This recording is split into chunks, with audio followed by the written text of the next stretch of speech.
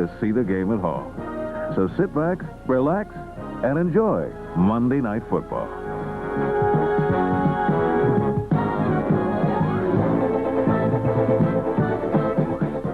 The ball. At 6'4" and with great leaping ability, Toon makes the difficult look easy. And after 11 games, he was the league leader in receptions.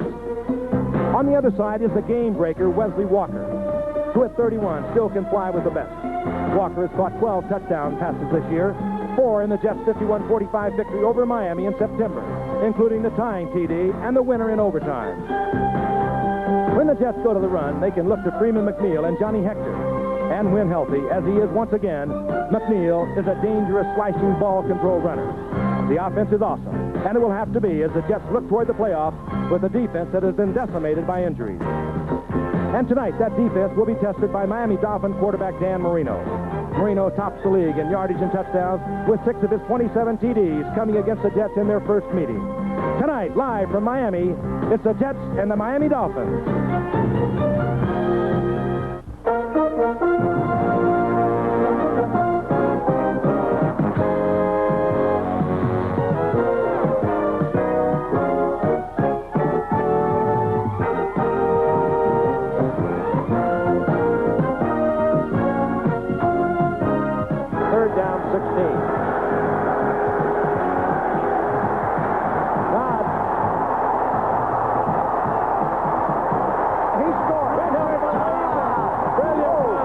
This time he rattles one inside the 15, and here comes Vigorito. Picket line setting up. He's gone. He could go high. Could be somewhere around 67 yards. No flags are down. The Cowboys show blitz. And they bring it. Goodbye. Clayton. His 17th touchdown of the season.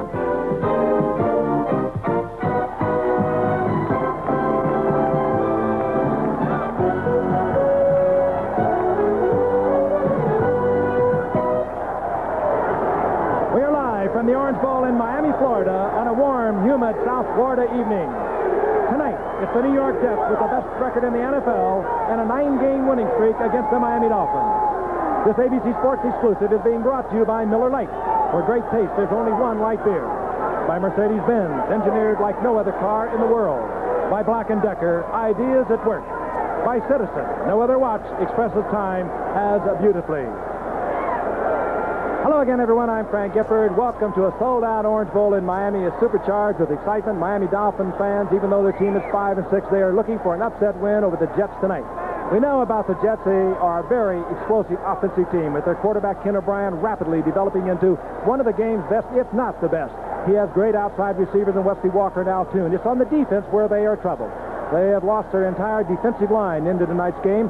Perhaps the key man, Mark Gastineau, who really wasn't playing that well until he injured his knee a couple of weeks ago because he had a groin problem. He was not applying the pass pressure he has over the past couple of years. The key man, of course, Joe Klecko. They will be replaced tonight by these gentlemen. Well known in New York, but out of there, I guess you could say they are back to the no-name defense. They have played well, as have many of the other players who have filled in for a much injured New York Jet team. There's a lot of excitement here in the Orange Bowl because it was a year ago. We were here with Monday Night Football, and the Chicago Bears came to town. They were 12-0 when they came here.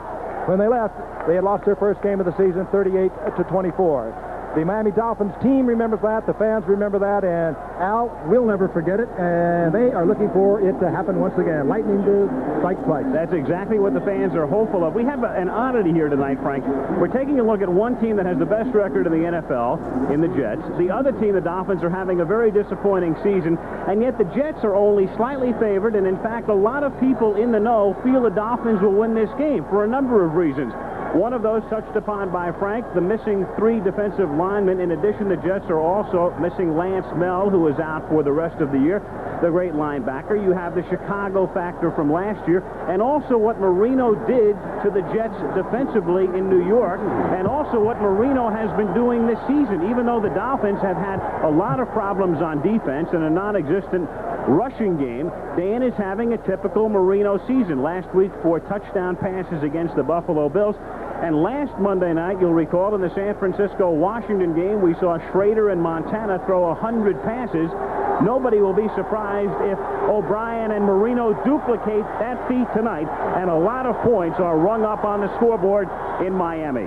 So the Jets coming in, hopeful of their 10th consecutive win, and the Miami Dolphins are trying to get back up to the 500 mark. As you look at O'Brien, the Dolphins have not beaten the quality team this season.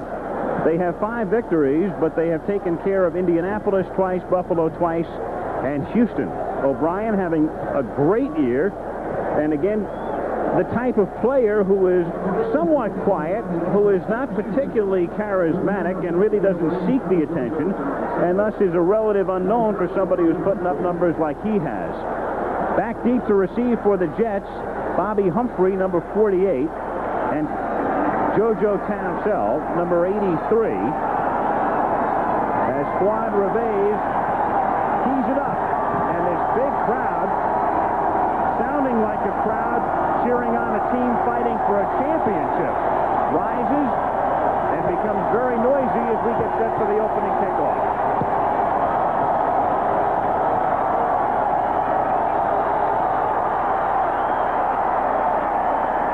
Townsell takes it at the 12-yard line.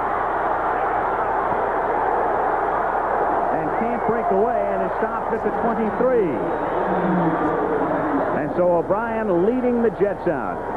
O'Brien out of Cal Davis, the University of California at Davis, which is just west of Sacramento. And the men with him, Freeman McNeil and Tony Page in the backfield. The great wide receivers, Toon and Walker, and Schuler might have a big night if they double the outside men. Sweeney, Banker, Fields is back off IR. Alexander and the former Giant Gordon King, the offensive line. First and 10, New York from the 23-yard line. With the second tight end, Cleaver in motion, and McNeil taking it over the right side for a gain of about 5. Stopped by Bob Brudzinski. The Dolphins with Turner, Mike Charles, and Little, the 3-man front. Brudzinski's shift, the rookie Offerdahl, is probably their best defensive player. And then the secondary, highly suspect this year in particular. Langford and Judson, the corners. Blackwood and Brown, who was hurt last week but is back at safety.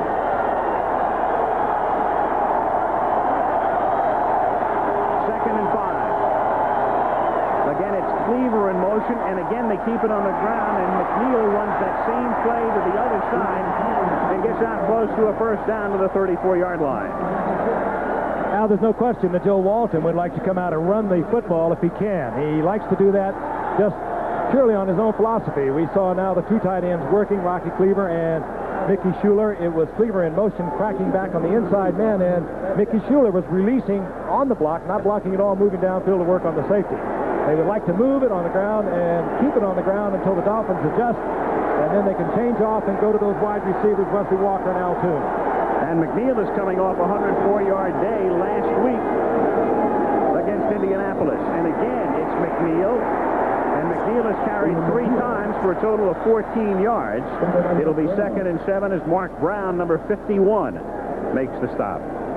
And for Miami, it's just as tough to deal with the Jets. They know with McNeil back and healthy once again coming off that game after missing 4 games with a dislocated elbow, that they are in trouble either on the ground or in the air. They would like to double cover on the outside, Al Toon and Wesley Walker, but when they do double cover, that really weakens the run force and hurts them against the run game. So they're caught in between a rock and a hard spot. Meanwhile, the Jets go with a 3 tight end alignment with Billy Griggs in motion. And again, as if giving Miami some sort of message, or at least trying to set up whatever it is further down the line in the game plan, as McNeil through the middle. And the Jets perhaps now will go with the pass for the first time. They are going to go with 4 wide receivers. There's Joe Walton. He calls all the plays. He's done that brilliantly this year. He has also handled the offense brilliantly, along with Richie Kotite, a former teammate of his with the New York Giants. 4 wide receivers in, JoJo Townsell, Kurt Sohn joins Al Toon, and Wesley Walker. And Ken O'Brien is a master at finding the man they will be covering individually. Third and 3, and they have Hector in there, spelling McNeil. And they keep Hector in the block. The rush is on, and the pass is incomplete. incomplete. David Fry, number 53, the reserve linebacker, was the man who forced O'Brien to throw in a hurry. O'Brien got rid of it, but he paid the price. Bottom of the screen, number 53. This is what happens when you go with the 4 wide receivers, put your tight end into the pattern. You do not have enough men to match up. And it was David Fry who leveled O'Brien, and he went out holding some ribs, although he does appear to be all right. 4th and 3. Craig Ellis, who joined the team about a month ago, stands back at the 15-yard line, and the former Giant Dave Jennings, whose net average is a lot better than his gross mark this year, indicating a couple of things. The ball is hanging for him, and the coverage on the special teams has been good. The gross average not scintillating, but all in all, it's been a good punting game for New York. Ellis misjudged it initially and then had to make the catch at the 20-yard line. And Miami with Marino coming out offensively. Dan Marino, not only a leading passer this year, but up among the leaders all time with Hampton and Bennett, the running backs, Duper and Clayton, the great wide receivers, Hardy, the tight end, and the line. The man in the middle, Dwight Stevenson, is the big man. The rest of the line having its problems basically this year, as Miami has not had a running game to speak of. First down from the 20-yard line. And Marino to put it up immediately and going deep, but too deep, intended for Clayton. 2nd and 10. Marino going right against Russell Carter, who missed last week with a pulled hamstring. Now, there is no question what the Dolphins are going to do. They throw the football primarily because they can't run the football. They have not had a 100-yard rushing game from a back in 40 games into the night, and that's just incredible. I think the nearest team to that is 19. A look at the defense. Makeshift, Al. It is. Kyle Clifton, in fact, Frank, is the only Jet defensive player to start all 11 games. There was a story today that said 3. That's incorrect. Just 1. Only Clifton has started all the games for New York on defense. And it's Lorenzo Hampton who spins his way out to the 25-yard line. Stopped by Bob Frable, number 50. And it will be 3rd down and 5. They will throw the run at you occasionally. They have to keep it honest. But their game is the pass game. And they are extraordinary when they put the ball in the air because, quite frankly, Dan Marino is one of the quickest release ever to come into this game. The Dolphins have appeared on Monday night more than any other team in the NFL. And as you can see, they've had great success, especially here. 3rd and 5. Miami from the 25 and Marino out of the shotgun. Jets almost jump off. No flag. Marino fires complete for a first down to the 37 to the venerable Nat Moore, who's pulled down by Harry Hamilton. Nat Moore in his 13th year out of Florida. He compliments the outside receivers, Duper and Clayton, who in all probability will be getting double coverage all night long. Meanwhile, you turn a Nat Moore loose, and the 13-year veteran works around, finds a little zone, and as you can see, they're trying to cover him from the inside with the linebacker, and Nat Moore will beat you, as he did then, and he gets the first down. Dolphins from their own 37. Keep it on the ground, and it's Lorenzo Hampton taking the ball out to the 42-yard line. One of the injured Jets right there, Joe Klecko, in uniform, but highly doubtful we'll see him. Probably miss him more than any other defensive man. They've lost Lance Mel. We didn't touch him on him at the very beginning, but Lance Mel, kind of the leader on the defensive pass defense unit, and Klecko, really the spirit of this defensive team, a great football player, and they could very well have him back in a couple of weeks. 2nd and 5 from the 43-yard line. Motion, and the pitch goes to Hampton, and Hampton tries to cut it back and takes it out to the 45-yard line. It will be 3rd down and 2. The feeling seems to be, Frank, that Hampton is a pretty good back, that Miami in the future can utilize Lorenzo Hampton. The problem basically in establishing the running game has been the blocking up front. Their offensive line has been shuffled around all year long. They have 2 players on it, really, Stevenson and Foster, and the rest of it has been kind of makeshift and fill in all year long. Larry Lee over on the right side, he was a free agent. Greg Cook, free agent from Green Bay. Geeser is just back off a knee injury from a year ago. So at the very least, it is still hurting, and it is tough to run with that kind of an offensive line. On 3rd down and 2, Woody Bennett goes in motion, and they give it to Hampton. Big hole out in front. And nobody's going to catch him. Touchdown on the ground. All right.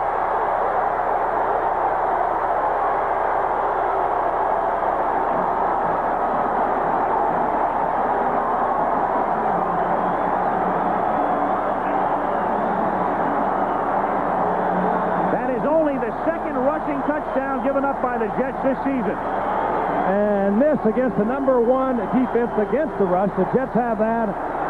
Hampton found a great hole on the outside. That play was designed to go up the middle behind Dwight Stevenson and Foster. Nothing was there. He broke it off to the left. Big opening, and the Jets were up there in the short yardage defense, and there was no one home after he got by the line of scrimmage. Juan Revez puts it through. 7-0. And, of course, it's the number 1 defense that was developed over a season that included Flecko and Gastineau and Marty Lyons. Let's look at it again. It was designed to go right up the gut. There it is. And Hampton reads it out to the outside, and he is off on a full sprint. And, of course, with everyone up there on the short yardage, there was no one in the secondary. The linebackers have filled the gap. Easy touchdown for Miami in a surprising fashion. Miami on top by a score of 7-0. 54-yard run for Hampton. In Miami's first 11 games this season, their longest run from scrimmage had been 25 yards. He more than doubled it. Revez's kick is a beauty, and Humphrey has to down it in the end zone. 1st and 10 from the 20. As you look at Marty Lyons, who's on IR, he's here. Klecko's in uniform, but doubtful as far as playing is concerned, and Gastineau is not in Miami. In the Jet scheme of defense, they would have been in a 4-down line with Marty Lyons over that right side against that 3rd down and short yardage. Lyons was not there. Perhaps even more importantly, Klecko was not there because he fills everything, tackle to tackle. And consequently, the Dolphins were able to do what no one expected them to do, and certainly, most of all, the Jets' defensive team. 1st down from the 20 as O'Brien retreats and throws a little swing pass out to McNeil, and he fights his way for a 1st down as he gets to the 30-yard line. 1st and 10, New York. You saw Joe Fields leading that. It was a little more than a swing. It was a screen out in front of Don Shula, who has to be suffering with a 5-6 record into tonight. He has only had 1 losing season in his 24 years as a head coach, 17 of them here at Miami. But you saw Joe Fields, who has returned tonight. He is the center. He is the guts of that offensive line for the Jets, so something positive for the Jets, at least in the return of Joe Fields. Bingham, meanwhile, had done a pretty good job filling in while he was gone. And over the middle, it's complete out to the 39-yard line to Al Toon. And a lot of transplanted New Yorkers. I hardly have to tell those of you who are familiar with either New York or Miami, a lot of transplanted New Yorkers, a lot of vacationing New Yorkers, and thus we hear Toon, and also get a penalty that's going to negate the play. Illegal procedure against the Jets.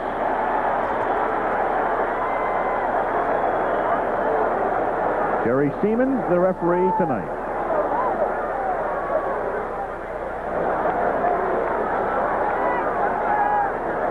Now we could read the lips for at least illegal motion. Right, silent movie. And we even colorized it. 1st and 15 from the 25-yard line.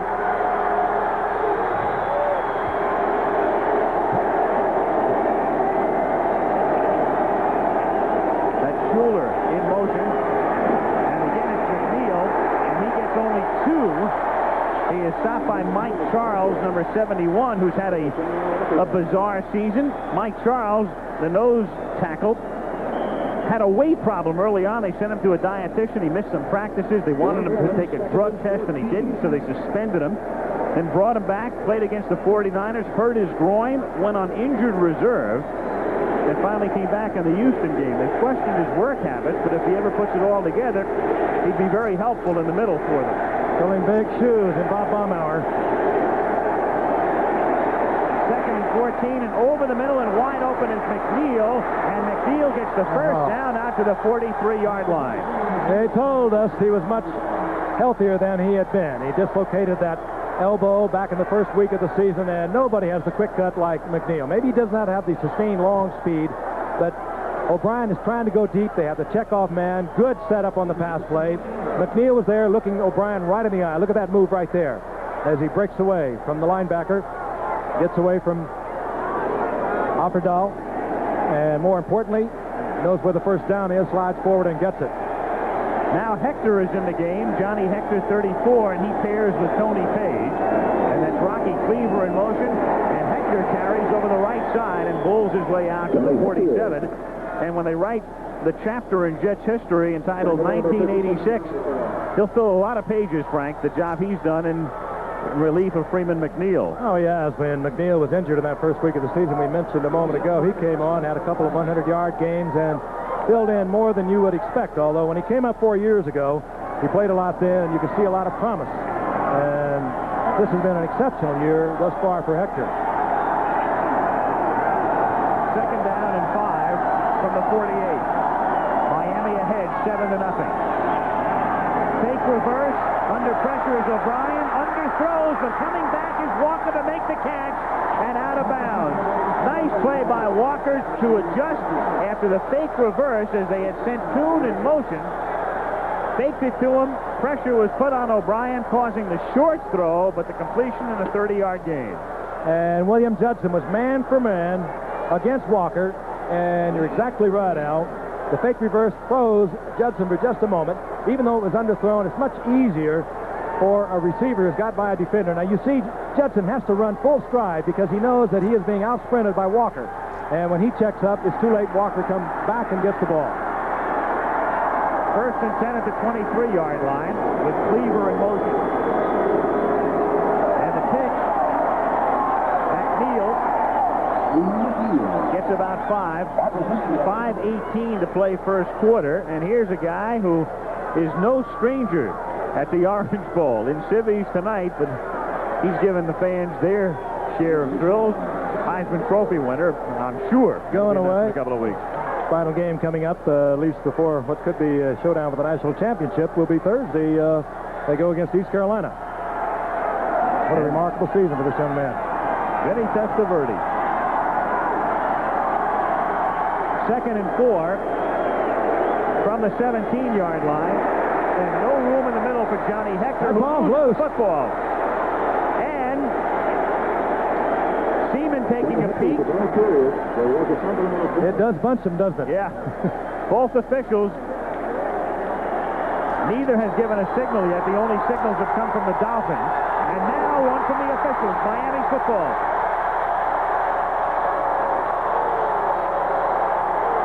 Seaman got right down there for a very first-hand look.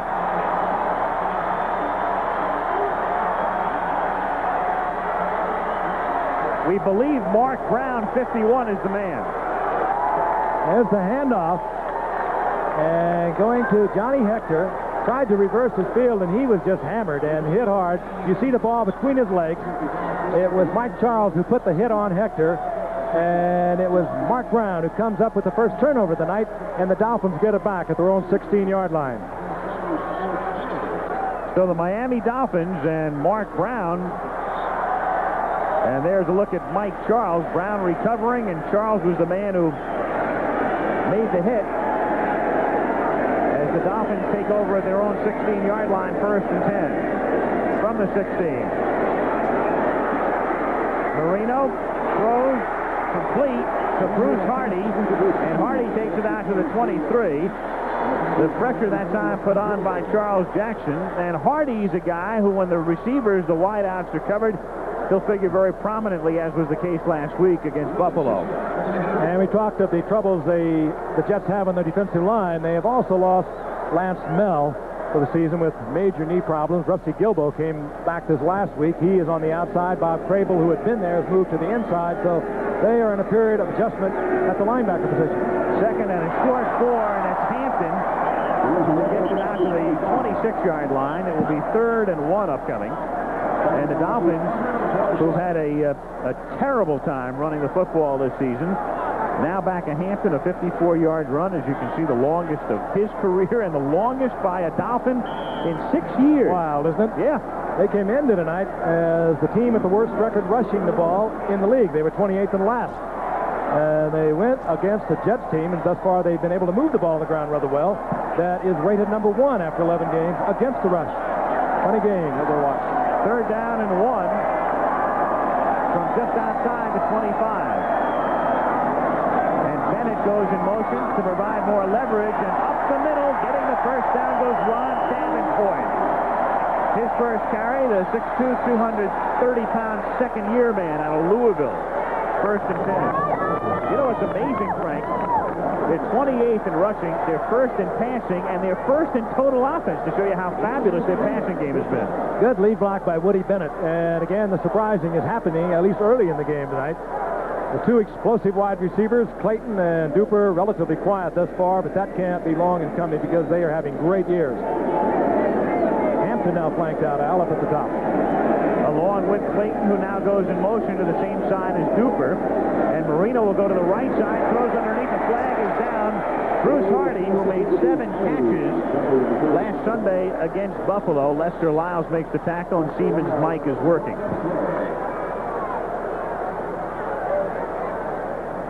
.226 to go in a rapid first period.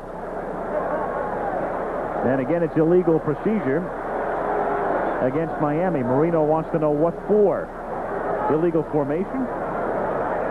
Let's see. They move a lot of people around, and often you don't have enough men at the line of scrimmage, or the wrong people at the line of scrimmage, or too many of them. Could be. You need 7. Illegal formation. Only 6 men on the line of scrimmage. Still first down. That was it. Extra guy.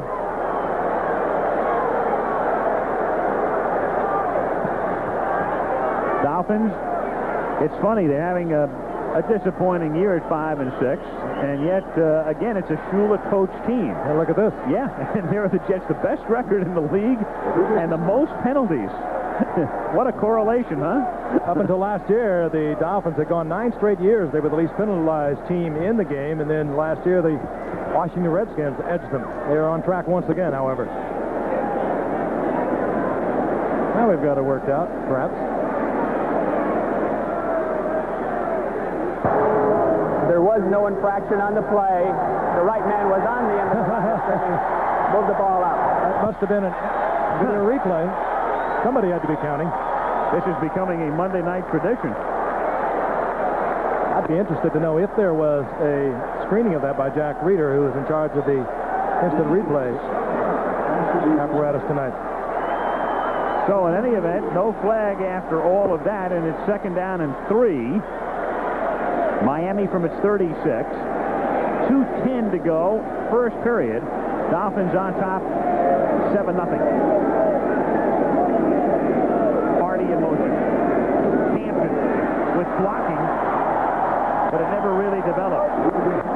And he gets only out to the 39-yard line behind Foster and Larry Lee.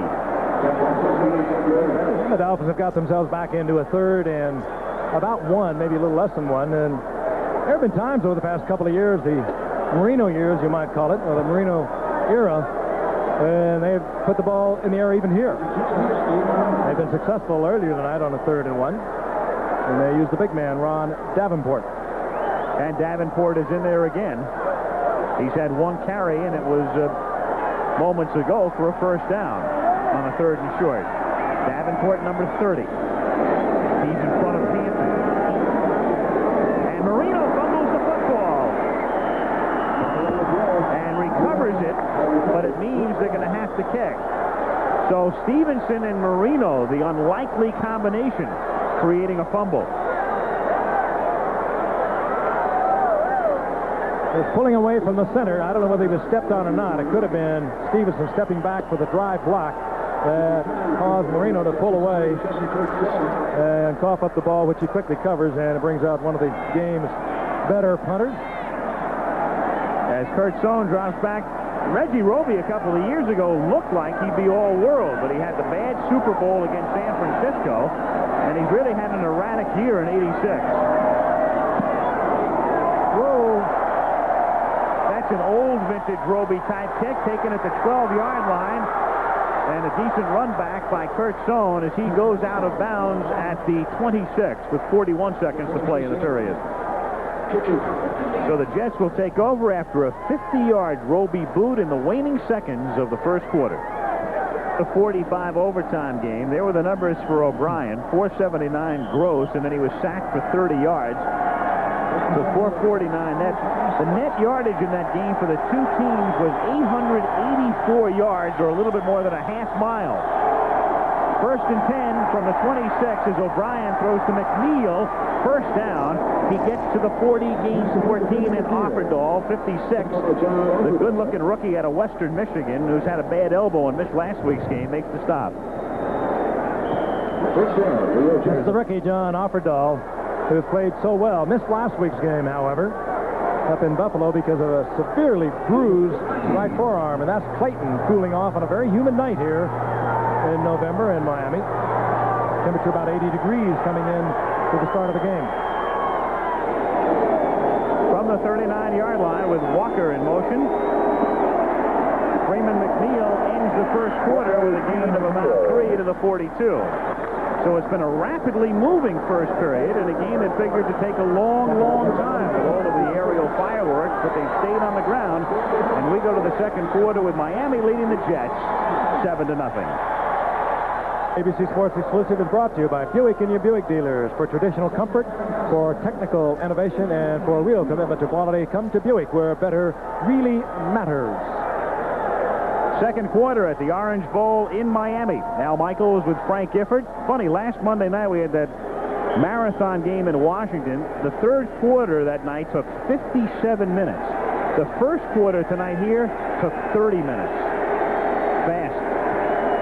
First down, or second and 7 as we start the second period. And O'Brien throws and nearly has it picked off by number 43, Bud Brown, intended for Schuler. Third and 7. Good effort by Schuler to get out of the hands of Bud Brown, who stepped right in front of the intended receiver. This is the pass you won't see O'Brien throw very often. He stays in that pocket longer than most quarterbacks, waits for it to develop, and there is Schuler pulled on the right arm of Brown, got the ball out of there, and saved the interception, and it puts O'Brien definitely in the passing mold. He's got the two wide receivers to the top of the screen. Walker and Soon, and he's looking that way, and he's throwing for Walker, and he has him for a first down, and he's run out at the 41 by Paul Langford. Wesley Walker in his 10th year and having a brilliant season. Offensive line again giving Ken O'Brien plenty of time to throw the football, and he'll take all you'll give him. Now, O'Brien has to wait a long time here. Walker fights upfield, working hard against Paul Langford, making him think he's going to go deep. Plants that left foot, breaks it to the sideline. Now, this has taken a lot of time, and credit the time that O'Brien got on that to Dan Radakovic, who was brought in to coach that offensive line this year, and to do one thing, keep Ken O'Brien, who was sacked 62 times for a league record a year ago, to give him more time. First down from the 41-yard line. Fake to McNeil. O'Brien sliding and throwing, and that one is picked off by Brown, and then he fumbles the football and gets it back at the 16-yard line. So Brown, who missed an interception moments ago, gets one, fumbles, but maintains possession, and Miami has the football. O'Brien was trying to get it to Walker. Bud Brown was doubling up on Al Toon over to O'Brien's left. He never saw Brown as he fell off Toon and stepped right in front of Walker, made the interception. Then he loses it, but he does recover, and again, the Dolphins get a turnover, and they'll have the football inside their own 15. Dolphins' total yards were provided by Lorenzo Hampton on a third and short when he burst through for the Miami touchdown, and they have a 7-0 lead. From the 16-yard line, Nat Moore goes in motion, and they call Hampton's number again, and Hampton fights his way out to the 19-yard line. It'll be second down and 7. Bud Brown giving Miami the ball back, but Langford also out of the secondary being worked on the sidelines. The secondary of the Dolphins, they have been much maligned this year. Judson over in one corner, Langford on the other. But when you don't get any pass pressure whatsoever, and the Dolphins ended tonight with 24 sacks, only 9 interceptions, they just are not pressuring the passer. They've been unable to get there. They lost Hugh Green earlier in the year. He was to be their man. On 2nd and 7. Good protection from Marino, and he hits Hampton underneath. And Hampton takes it out to the 25-yard line. It'll be 3rd and 1. You saw Marino. He wanted to get his offense set. He likes to change off, as does his counterpart, Ken O'Brien, and he was running out of time on the 30-second clock. He wanted him to get set so he could look it over and perhaps change the play. And by the time that offensive line was set, he had to go with the play he'd called in the huddle because it was too late to change it. Hampton, 25 yards shy of 100. The Dolphins have not had a 100-yard game by a running back since '84 when Joe Carter did it against Houston. 3rd and 1. And Marino to put it up and over the middle, complete for a first down to the 34, and then Bruce Hardy again, the tight end. Hardy gets the first down, and good pass protection for Marino. That's what the Dolphins really concentrate on. They protect their quarterback, Dan Marino. He has the quick release. As you saw there, he looked deep to his outside receiver. He was covered, so he throws underneath. But they are 28 running the football. They've run it surprisingly well tonight. But one of the reasons is that they work principally on pass blocking to protect Marino. 1st and 10 from the 33. And Marino deep outside and complete to the 50-yard line to Mark Clayton. Was hit by Holmes and another first down. Miles and Holmes recovering. Like O'Brien, Marino looks for the man who's single covered, and he got that time. He got the matchup. Clayton working against Jerry Holmes. And again, he had a lot of time to throw the ball. We'll take a look.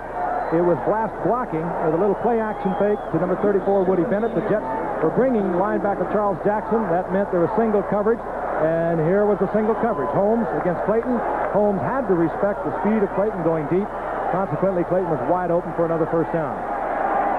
Marino is 6 for his first 7 for 57 yards. And the 6 completions have now been successive.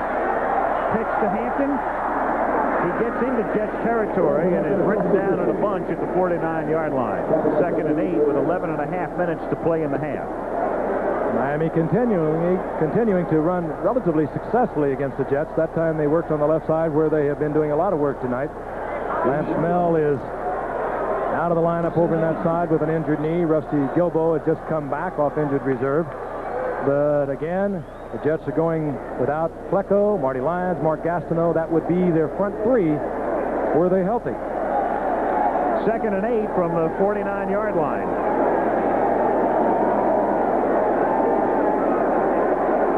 Marino firing, and again it's Hardy, and he makes the catch and has a first down at the 39-yard line. And already now 4 catches tonight for Hardy, who's caught 38 this season. Again, let's watch the blocking, because sometimes the spectacular fireworks you see downfield, they're ignited right here. Great work in the middle with Dwight Stevenson, number 57, giving Marino all the time he needed. Coming off the line of scrimmage, Bruce Hardy, who can run rather quickly, and he makes a good cut into the pattern. Just for trying to cover him with the linebacker Clifton, it's tough duty. 1st and 10, Miami at the Jets' 40-yard line. Dolphins ahead 7-0. Marino finds his man and picks up about 5 as Mark Clayton makes the catch. And that's sort of reminiscent of the game against Chicago last year. Marino out of the pocket, all over and finding his receivers and leading Miami to the victory. And the Jets, again, having a hard time putting pressure on a quarterback. That has been their problem, and it's been aggravated with the additional loss of Flecko, who was co-leader in sacks. Of course, Gastineau was hurt early in the year, had a pulled groin. He never was the Gastineau that we had known in previous years, so they have really suffered in pressuring a passer, and it is really hurting them here tonight. Both teams with extremely balanced attacks thus far, as Davenport carries to the 32-yard line, and it will be 3rd down and 2. I guess this is one of those games when you look at it on paper beforehand, you figure nothing but pass, pass, pass, pass, pass. So the offense, figuring the defense is thinking that, figures, well, we'll keep them honest by running. Well, of course, it's what you'd have to think about. You mentioned it earlier. The previous game, the two quarterbacks passed for a half a mile. Right now, it's a very conservative type game. As you look at pro football today, they've sprinkled the pass in with the run, so to speak, and consequently, it's a rapidly moving game. 3rd and 2, Miami, and Miami has to take a timeout prior to a 3rd and 2 at the 32-yard line, as Marino comes over to the side with 8:51 to go in the first half, and he's not happy about having to take that timeout.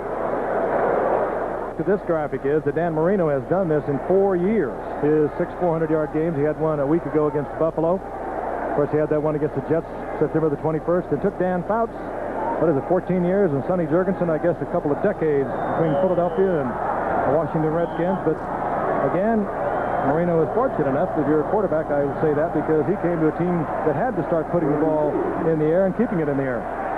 Of those 400-yard games, he's won 4 and lost 2. Remember last week we saw Montana throw for over 400 yards and lose the game. 3rd and 2 with Davenport and Hampton, the running backs, and Hampton to the outside for a first down. Lorenzo to the 26-yard line. Hampton is the man, and we talked about it before. The blocking has basically been the problem. They're pretty happy with Hampton and consider him the eventual successor to Tony Nathan, who'd been their ace running back for so long.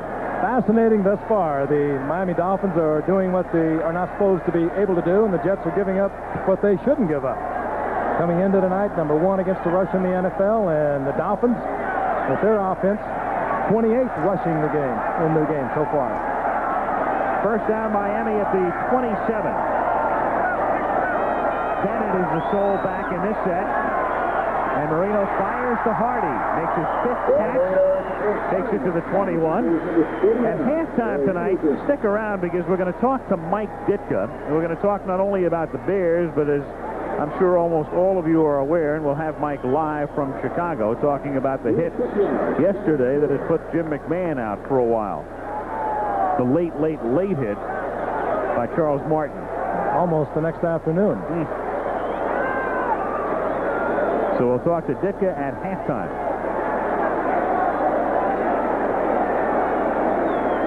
Second and a long 4 at the 22.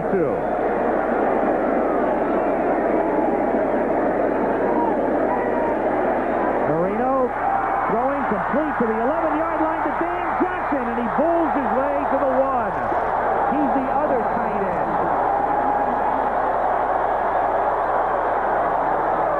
A strong safety, Lester Lyles, compounded the first there when he laid way off Dan Johnson. They are down deep in Jets territory. You have to play him tight there.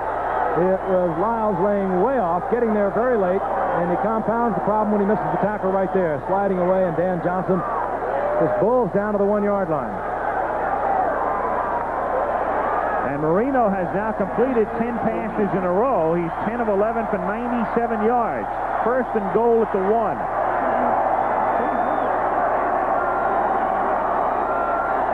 Bennett in motion, giving them 2 big guys leading the way for Hampton's touchdown.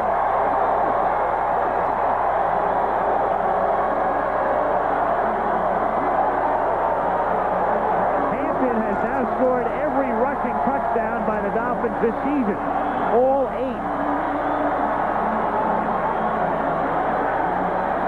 The Dolphins are surprising the Jets. And here comes Hampton from about the 3-yard line. He takes it over the top, gets a little assist, and falls into the end zone. But the Dolphins are moving the ball, not only in the ground, but also in the air. When you can move it on the ground, you are going to move it in the air. Juan Reveiz picks it through. 6:27 to go in the first half at the Orange Bowl, where the Dolphins look anything like a team that's 5-6, and Jerry Seaman now with a penalty marker. Defense, offside, extra point is good. 5-yard penalty on the succeeding kickoff. And Shula has just watched his team drive down the field. Took them 12 plays to get in. And the Dolphins leading by 2 touchdowns with 6:27 to go in the half. Revenge as the fans here think about that 51-45 thriller at the Meadowlands early on this season. Miami on top, and thus far they've been on a path toward revenge. 14-0. Revenge kicking. And a bouncing strip kick is taken at the 1 by JoJo Council to the 17. The crowd is really fired up. Orange Bowl is sold out, and our affiliates in Miami and West Palm Beach purchased the remaining tickets to enable this game to be shown in South Florida. Monday night, Dolphins having an off year as you look at the numbers on the scoring drive, so the Dolphins emotionally fired up for the game. And for the Jets, Frank, a team with a long winning streak, but a very, very tough schedule to come. So you wonder just how into the game they can be week after week. Rams and 49ers coming up for them. And it'll be interesting to see if Joe Walton stays with what he wanted to do, and that is run the football rather than put it up in the air. Swing pass out to McNeil for good yardage as he takes it to the 30, and he's stopped by Offerdahl. 1st and 10. Well, to Candlestick Park next Monday, 9 Eastern and 6 o'clock on the coast, and that's a good one as the Giants, with a mark of 10-2 and on top along with Washington in the NFC East against the 49ers, who are involved in that battle in the NFC West with the Rams. And a Giant victory in that would clinch at least a wild card for them. And of course the 49ers are within percentage points of the Rams out there. Half a game back. O'Brien with enormous time, and Walker makes the catch at the Dolphin 44. And O'Brien buying time and getting time as the line did its job, and William Judson provided the coverage on the play, but it was Walker who got loose for a 1st down. O'Brien does that so well, sliding out to the right side, looking downfield, and Wesley Walker been around 10 years and still has the speed, but he also has the savvy to get into some sort of a passing plane for O'Brien when he gets out of that pocket, and consequently the Jets get a 1st down inside the 45 of Miami. 1st and 10, New York at the Miami 43-yard line, and they keep it on the ground, and it's McNeil for a gain of about 3, and he is stopped by Mark Brown, the 4th-year linebacker from Purdue. Joe Walton speaks only in superlatives of his quarterback, Ken O'Brien, who came up relatively anonymously 4 years ago, but Joe speaks in terms like he's tough, he's bright, he's totally unflappable. You can't phase the man. You knock him down, he gets right up and will beat you on the next play. He has nothing but admiration. It feels that he is the best quarterback in the game today, and we'll say that to you. 2nd and 8, and O'Brien throws and incomplete. And Toon looked back as if to say, was that the play we called? 3rd down. Harry Hamilton, and he wears that stocking-like thing over his head because of what we saw take place in week 2 against New England, Frank. That's Bud Carson, the defensive coordinator, right in the middle of that group, and he has done a tremendous job coming in last year and getting the Jets out of their old 4-3, changing them over to a 3-4. Coached the Steelers to a couple of Super Bowls back in the late 70s. Then he went out to the Rams, did a fine job with them. Joe Walton brought him in last year, and he's done a superb job, but he has a lot of people missing tonight. 3rd down and 8 from the 41, and the Jets were moving, and you can see, I think, Jim Sweeney. It was Sweeney 53, and O'Brien pays the price anyway. Just to follow up on that Hamilton situation, if you didn't see the game the 2nd week, Hamilton suffered a forehead gash, hospitalized for 5 days, and he wears that device as protection. Left guard.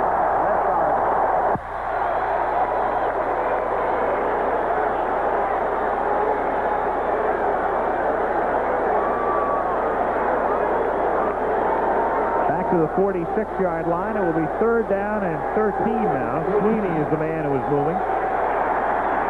He's the left guard from a year ago that Radakovic moved out to left tackle, and he's found a home out there. Seaman meant to say left tackle because Banker's the left guard. 3rd and 13, and O'Brien goes for Walker and has it batted away. Good play by Mike Smith, who is the most anonymous of the defensive backs, the second-year man out of the University of Texas, El Paso, but a marker again.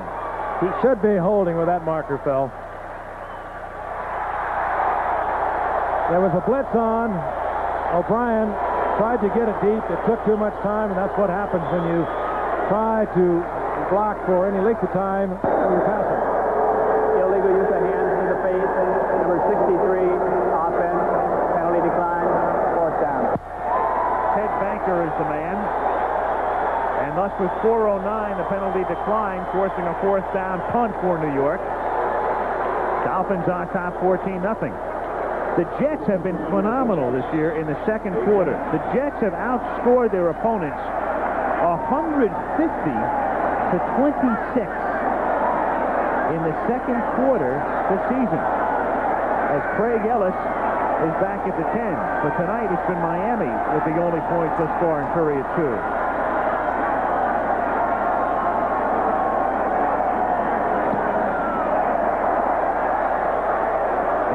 Kick and a fair catch and an injudicious move, but Glenn Blackwood doesn't pay the price for it, as it turns out, because he recovers it.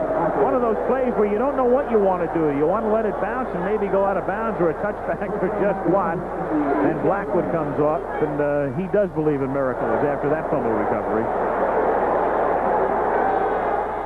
59 remaining in the first half. Al Michaels and Frank Gifford with you from Miami. Warm night. Temperature at kickoff was 80. It was up in the mid-80s and bright sunshine today in Miami and humid. And the Dolphins on top, as hot as the weather, 14-0. Fans are enjoying it, too. They recall a little over a year ago, a little less than a year ago, I might say.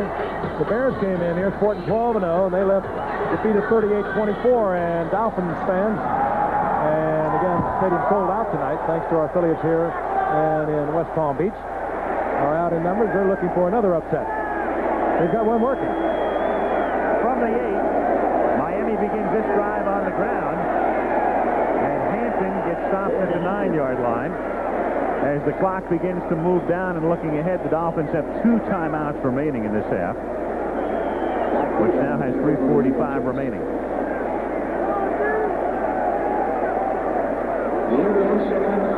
Dolphins and Don Shula don't really feel that they are totally out of it, and mathematically they are still alive for a playoff spot. Into tonight they're 5-6, but they have to consider the AFC Central, with Cincinnati and Cleveland at 8-4, the AFC West, Denver 9-3, LA 8-4, Kansas City 7-5, Seattle 6-6.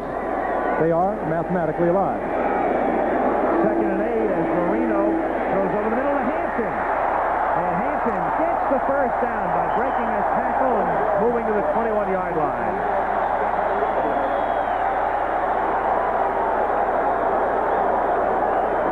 We know the Dolphins can throw the football. That is the name of their game. But they were running the ball earlier in the game, and they can throw it ever so much better when you can move it just a little bit on the ground. The defense has got to consider run as well as pass. And when you can't move it at all, you totally disregard the run, and it makes it that much more difficult to pass. The Dolphins are putting it together tonight, and they don't do that very often. Marino has now completed 11 passes in a row. First and 10 from the 21-yard line. Runs into one man and then gets thrown out of bounds by Charles Jackson. And a flag. Ben Rudolph really popped Hampton at the line of scrimmage. And it's against the Jets for a personal foul with 2:21 to go. I think the Dolphins and Don Shula are content to run out the clock down there. They're getting insistent. They may go for one. Personal foul. Unnecessary roughness. Number 39 defense. First down. Harry Hamilton.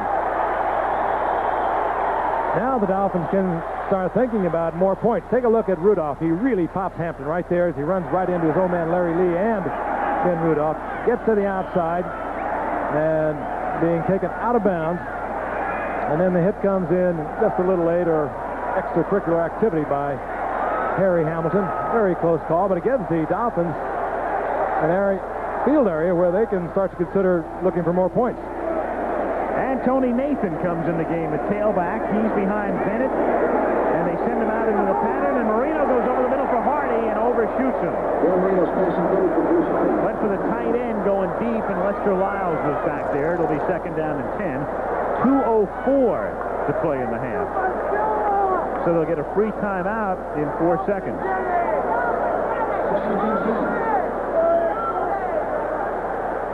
Davenport checks in for the Dolphins, and with Hardy running a deep pattern downfield, they also bring in Dan Johnson at the tight end.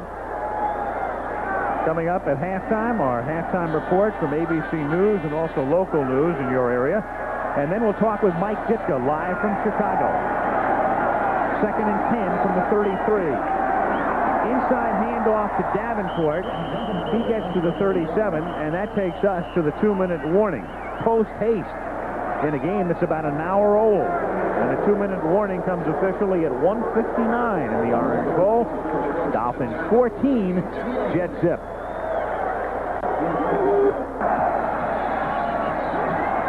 .159 to play in the first half. 14-0 Miami, and upcoming now 3rd and 5 at the 38-yard line, and the Dolphins have 2 timeouts remaining.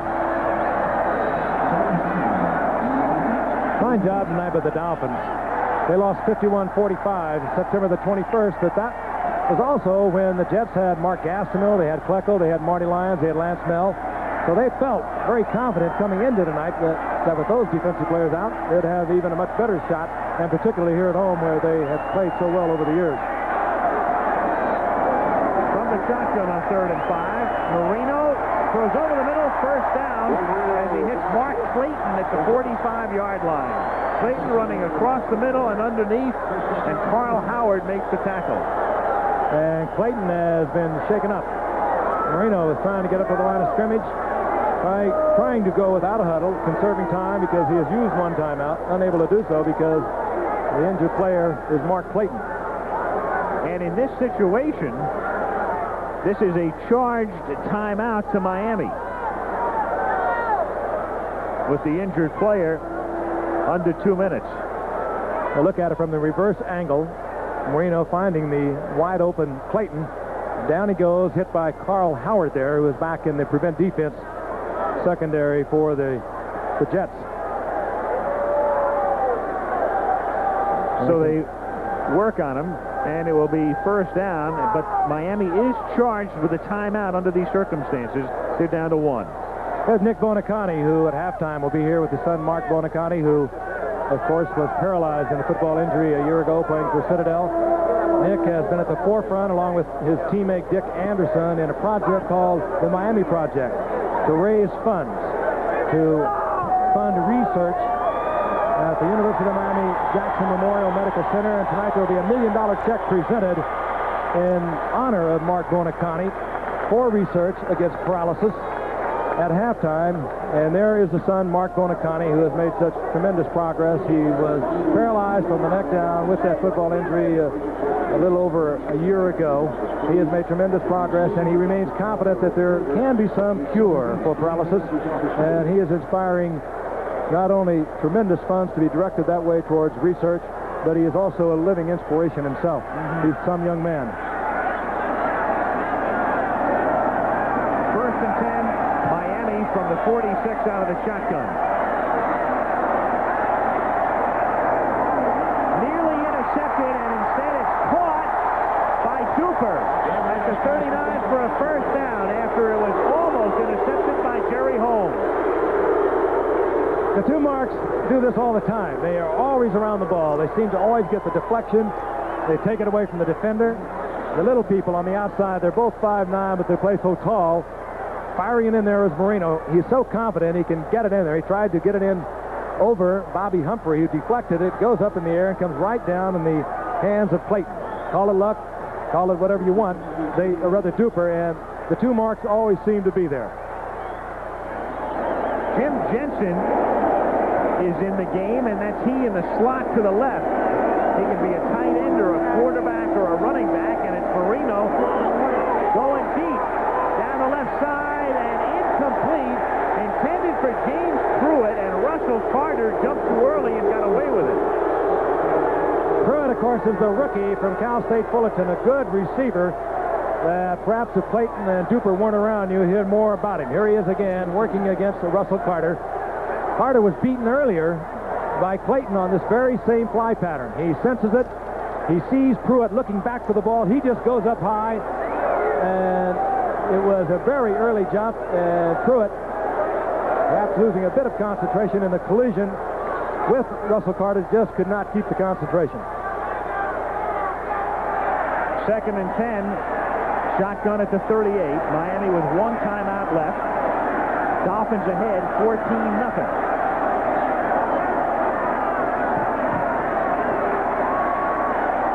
Marino to a wide-open Duper at the 19-yard line. And the crowd, Duper. And they have moved from deep in their own territory. They've got themselves in position already for a field goal. Marino, with a little more than 1 minute remaining and the clock ticking away, will go without the huddle. And without Clayton, who's in the locker room right now getting his shoulder x-ray. Going deep for Moore, too deep. And a flag is down inside the 5-yard line. There was a collision between a Jet defender and a Dolphin receiver, and there's 2 flags down now. 52 seconds remaining.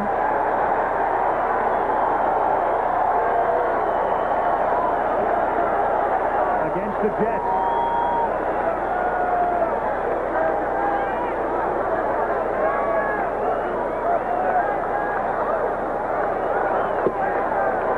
Tell us, Jerry. 12 men on the field. Defense, still first down. Not a bad defense. Did he get away with it? There's so many changes, so many variations that will prevent defense.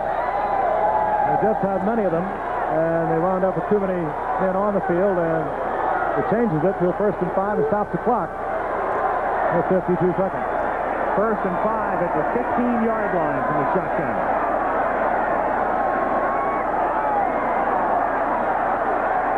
No flags and incomplete. Intended for Duper, and again Marino is minus Clayton, which is the reason Jensen is in there as one of the receivers in this situation. That was Jim Stuckey, who was right in Marino's face, who was picked up as a free agent. Had been with the 49ers over the past few years and had played for them a great deal, started for them for a while. But he came in without anyone in front of him and just threw the timing of Marino off, and he couldn't get it into Matt Moore. 2nd and 5, 48 seconds remaining in the half. 14-0 Miami. And the Dolphins with one timeout at their disposal.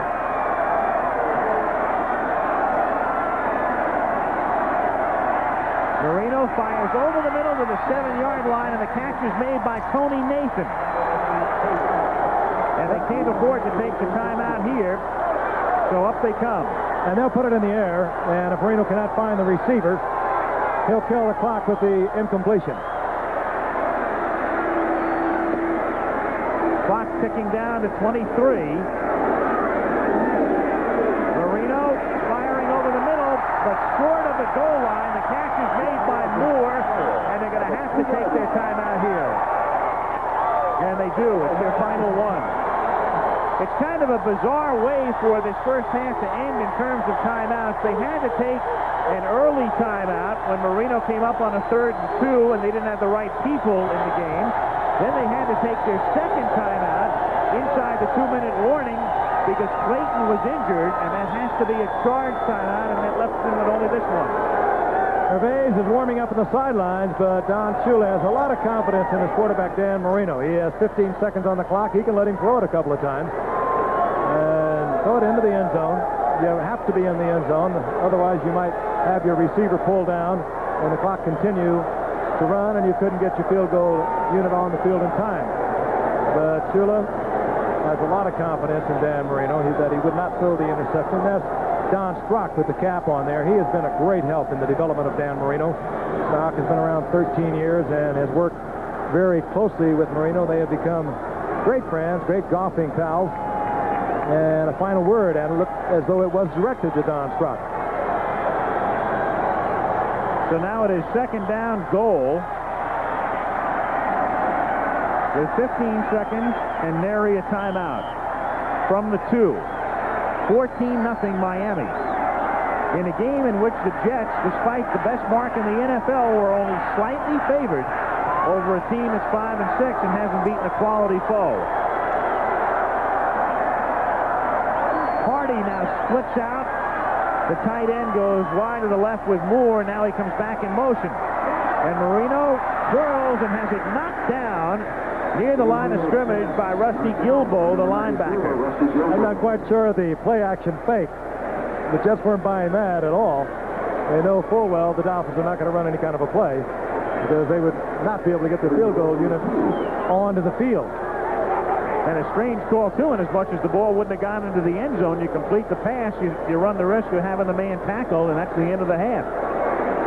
No, you've got to pass it into the end zone. That could have been a disaster, at least in terms of 3 points. The Dolphins, however, well in command, leading 14-0, surprisingly here with that much remaining here in the first half. 3rd and goal, again the play fake, and the throw is intercepted, but there's a marker down in the end zone. Hamilton picked it off, but a flag is down with 5 seconds. And the Dolphins indicating it was holding against the Jets.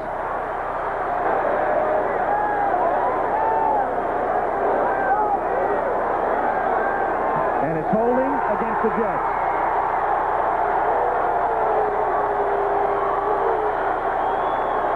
And now it'll go to the 1-yard line, and Marino taking the moment while they march it off to go to the bench. Holding, number 47, defense, half the distance to the goal line. Jerry Holmes, you have to play the receiver so close down there inside the 5-yard line. You have to be right on top of him. Jerry Holmes probably lost one. Had to grab the receiver, trying to avoid the touchdown. And with a 14-0 lead and 5 seconds remaining, well, we could see most anything from the Dolphins. They have been running the ball well. They are confident, I think, in their running game. Their big man has always been number 30, Davenport, down in this close if they do decide to run. Hampton goes in motion, and the fake and throw, and the touchdown!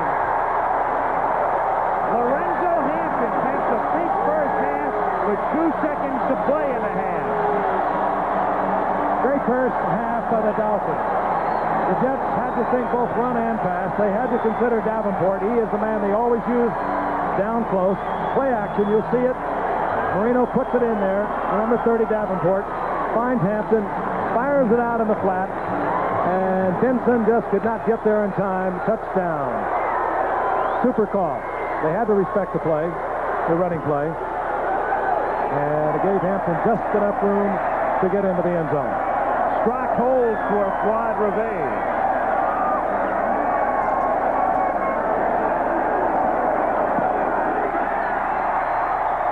And that kick, just like the Dolphins in this first half, perfect. Scoring on 3 of their 4 possessions. The defense, the much maligned defense, the defense that went from the no-name defense to the no defense, pitching a shutout through 30 minutes. There is Joe Flacco, not in the game. They expect to have him back in a couple of weeks. Knee problem. And he's the kind of player who's totally dedicated to this game, already working out. He's working out a couple of days after he damaged the knee. And there is Marty Lyons, shoulder problem. They should have him back in about 3 weeks. He had a sprained shoulder. And these are the people that they miss. Marty Lyons, Flacco, and Gastineau, we mentioned, arthroscopic knee surgery. He could be back for the playoffs. Meanwhile, at halftime for you, we'll mention it again, we will be speaking live with that man, Mike Ditka, in Chicago, and we'll talk about the Bears, who won again yesterday, pulling one out over Green Bay, a mark of 10-2, and also the Jim McMahon incident, and the follow-up to that, which we'll be hearing, I'm sure, quite a bit about over the ensuing days as the league looks into it. It'll be interesting to hear what Mike has in mind down the line with McMahon injured once again in terms of who he'll use at quarterback. Reves to kick off on the final play of the first half, barring a penalty. And he hits a ground ball down the 26-yard line. And Tom Baldwin gets a brief moment in the sun or under the moon in Miami, but this entire half belonging to the Dolphins and their much maligned Chuck Studley, the defensive coordinator, who's taken so much heat this year because the Dolphins have been giving up yardage and touchdowns in abundance. And his defense. They go now, Al Michaels and Frank Gifford at the Orange Bowl in Miami after a perfect first half for the Dolphins. And they'll get the football as we start the second half as Pat Leahy makes his first appearance of the night in a kickoff role. And boots one to the number 33, Craig Ellis from the 1, and he takes it back out to the 15-yard line. And the Dolphins will start deep in their own territory. And Dan Marino, good half, 165, and he only missed 5. 17 of 22, the one touchdown pass to Lorenzo Hampton. He leads them out, and he begins with a backfield that has Woody Bennett, number 34, in it, and Lorenzo Hampton, number 27. The key thing for the Dolphins, they were able to run the football, and they are a passing team, but when you can run the football, you can pass even better. But just having to think run rather than strictly pass. So the Dolphins have really had it all their own way. Now, an injury-riddled Jets team will have to rise up if they're going to get back in this game. Hampton, good move. 20, 30, with blocking. He's got Duper out in front, and Hampton goes out of bounds at the 43-yard line. Woo. And goes out of bounds with an exclamation point. 42-yard run. First Dolphin 100-yard game since October of '84. Joe Carter was the guy. What a night for Lorenzo Hampton, and what a night for the offensive line. They protected Marino, and they've created holes, although this was a Lorenzo Hampton effort. He cuts back against the grain and puts the pressure on Jerry Holmes, who played it like he had to. He had to play off Cooper until he got a little bit of help. Otherwise, Hampton might have gone the distance, as he did in the first quarter when he went 54 yards, but a first down inside the Jets' 45-yard line. Hampton now 125 yards on 13 carries, and Tony Nathan is in the game. And Marino gets hit as he throws, and that's the all-time interference call coming up. Jerry Holmes and Duper. I mean, folks, that's Hall of Fame interference. And it was unnecessary, as Jerry Holmes was man for man on Duper. Duper was going to give him a little look to the outside and then turn it on, and meanwhile, Marino was under pressure. He had already thrown the ball, and well, if you're going to interfere, you may as well lasso one, and Holmes did, because he knew he was dead. He did not realize what was going on at the line of scrimmage, however. When Marino had to release that ball was totally uncatchable. No choice, really, for Holmes. He was beat for a TD. Pass interference. Number 37 defense. First down. Or at least he thought he was beat for a TD. Right now, Marino was under pressure. He had to release the ball. He's released it already. And Jerry Holmes, who apparently was unaware of what was going on in the Dolphins' background, really lassoed Duper. And Duper is doing his number in this half, still minus Clayton, and we'll try to get a report. He had his shoulder x-rayed. And they give it to the fullback, Woody Bennett, who plows down to the 22. Frank touching on the fact, and we don't want to make a big issue of the Dolphins' playoff chances because they're very, very slight, but still mathematically they do have a shot, and who knows the way they're playing tonight with renewed confidence and renewed vigor and a few breaks down the way. Who knows? Well, this Sunday they have Atlanta. Atlanta will be tough. New Orleans is coming on, and they're still alive out in the NFC West. Then they're at Los Angeles, and they close on Monday night. We'll be here for the New England Patriots, December the 22nd. Tough schedule for them, but tonight they have put it together really for the first time this year. Second and 7 from the 22, and here comes the blitz, and Marino reads it, and he hits Moore, and Moore has a touchdown. Marino read it beautifully, but more importantly, his receivers were reading with him. Nat Moore picked it up as quickly as he did. It was a safety blitz, and Marino knew he was going to get individual coverage on his outside people. Nat Moore read it with him, and it was beautifully executed. It was a free man coming in on Marino, but he backed away. He had the quick arm. He could release the ball even while he was going back, and he gets it into Moore for the 6 points. They are playing flawlessly. And not only that, all of their drives have been the length of the field. They've all been 80 or more. Strock holds, Gervais kicks, and the Dolphins look like the Dolphins of 72.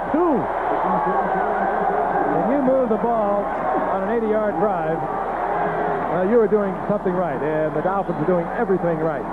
That time the Jets, who like to blitz when their opposition gets inside their 20-yard line, brought the safety blitz, and Marino has picked it up right here. Has a man in his face, but even backwards, he's able to flip it with enough strength to get it to Nat Moore, who read with him.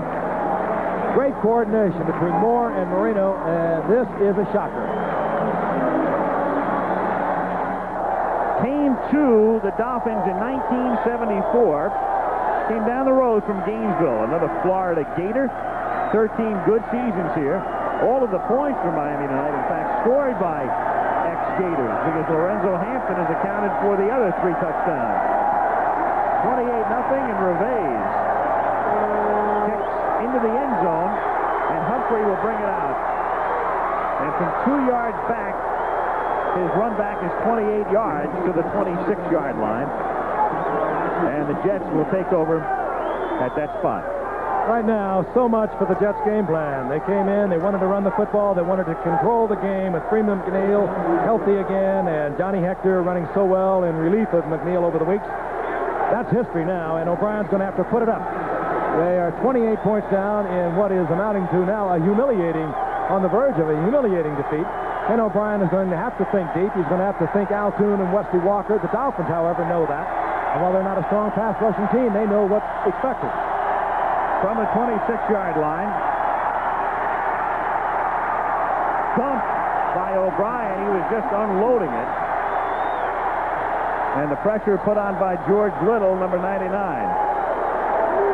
So what do you do if you're the Dolphins defense? Their defensive coordinator, I'm sure, has talked with him as we look at an injured Jet down on the field. That is John Sweeney, the offensive left tackle, who has done just a terrific job since moving out there from left guard. And again, the Dolphins are just going to turn it loose now and think nothing but pass, because they know that's what they're going to get. That's Ted Banker, who is the injured man. Sweeney's 53. Banker, that's number 63. Banker, and Frank, in light of what we're seeing here and what we just showed you at halftime, did you notice the other day a big insurance firm in Massachusetts that has been insuring athletes has said they are getting out of that business? I talked earlier today with a man by the name of Brian Burns, who is the American correspondent for Lloyd's of London, and he's the man who's written deals for Jim McMahon and for Joe Montana, Eric Dickerson, and Billy Sims in the past, and Jack Lambert, and they are going to take a long, hard look at insuring players against further injury, especially in light of the fact that some of the injuries, as was the case yesterday, are occurring in situations that are not remotely indigenous to the game of football.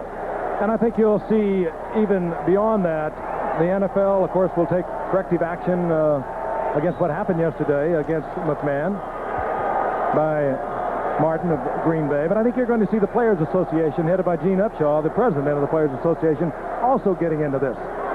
When this game starts to lose major people and lose them to severe injuries, you're going to have injuries. It's a rough, tough game. But when you start to lose them, and particularly in a deliberate fashion, we're not talking to the injury to Ted Banker here at the moment. We're talking about the injuries that are taking place more and more frequently and more because of the intent. And I think you're going to see the Players Association, which is a very strong association under Gene Upshaw, get involved in it themselves. Banker comes off under his own power. He had been, until this past week, backed up by Bill Bain, the longtime offensive lineman, but when Fields was reactivated, it was Bain who was cut. On 2nd and 10, over the middle, and Kuhn, who's been a quiet man, brings it out to the 40-yard line. They've held him in check tonight. Talk about athletic ability, and while he's being held in check tonight, this is a remarkable young athlete. He's 6'4", 205 pounds. He can catch the ball, but he does amazing things when he gets the football. Look against Judson now. Judson is all over Toon, has him short of the first down. Toon maintained his balance and gets the first down when you gave him absolutely no shot to do so. 1st and 10 from the 40, and McNeil keeping the defense somewhat honest. Takes it for 6 out to the 46-yard line. 2nd and 4. Freeman McNeil, he's still bothered by the dislocated elbow. He had been a fumbler throughout his career, and he's been having trouble completing a season. And sure enough, in Game 2, the injury, and that might be responsible for a couple of the fumbles he had last week. McNeil is the kind of back who's going to fumble. He's struggling. He's always battling, trying to get the extra yard. He hates pads. He hates any kind of braces. He doesn't even wear anything but tape now on that dislocated elbow, or where it was dislocated before. 2nd and 4, and the pass is complete to Wesley Walker, who's out of bounds and has a first down at the 42-yard line. Wesley Walker, who caught 4 touchdown passes against Miami. He's had some of his greatest days through the years against the Dolphins.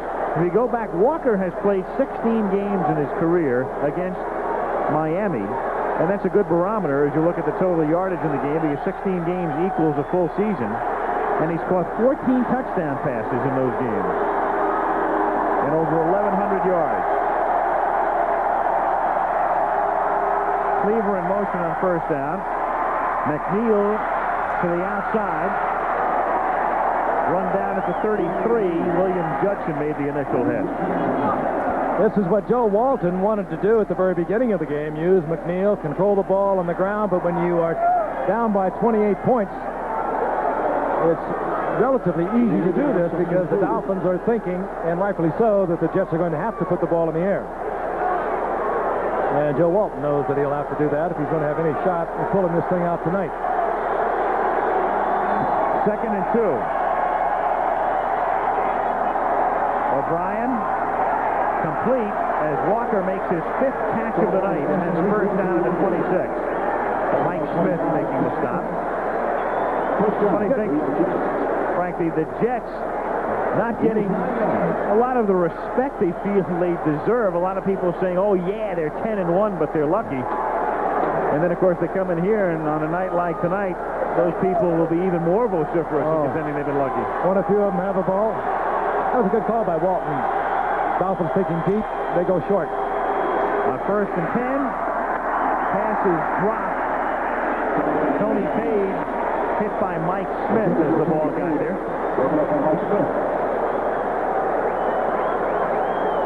Mike Smith filling in the secondary. And again, the Dolphins tonight doing the job in that secondary, but all year long it has been so very porous. You know, the Jets came in 10-1 tonight, but New England's staying right close to them. They're 9-2, and of course, looking on tonight, the Jets have a tough road ahead. They have the Rams, they have San Francisco, then they're home for Pittsburgh, and they close at Cincinnati. Tough schedule. 2nd and 10 from the 24. Breaking a tackle is Hector, and then slipping down to the 28-yard line.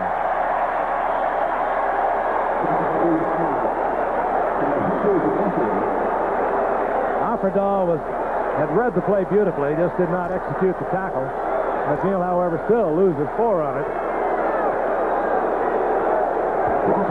Joe Walton, a former teammate of mine of the Giants, super offensive mind, later was coaching under Alex Webster at the Giants. He went to Washington as the offensive coordinator there and came to the Jets and replaced Al Michaels as head coach 4 years ago and totally molded this team exactly how he wanted it. Walt Michaels, he didn't replace me. Yes, yes.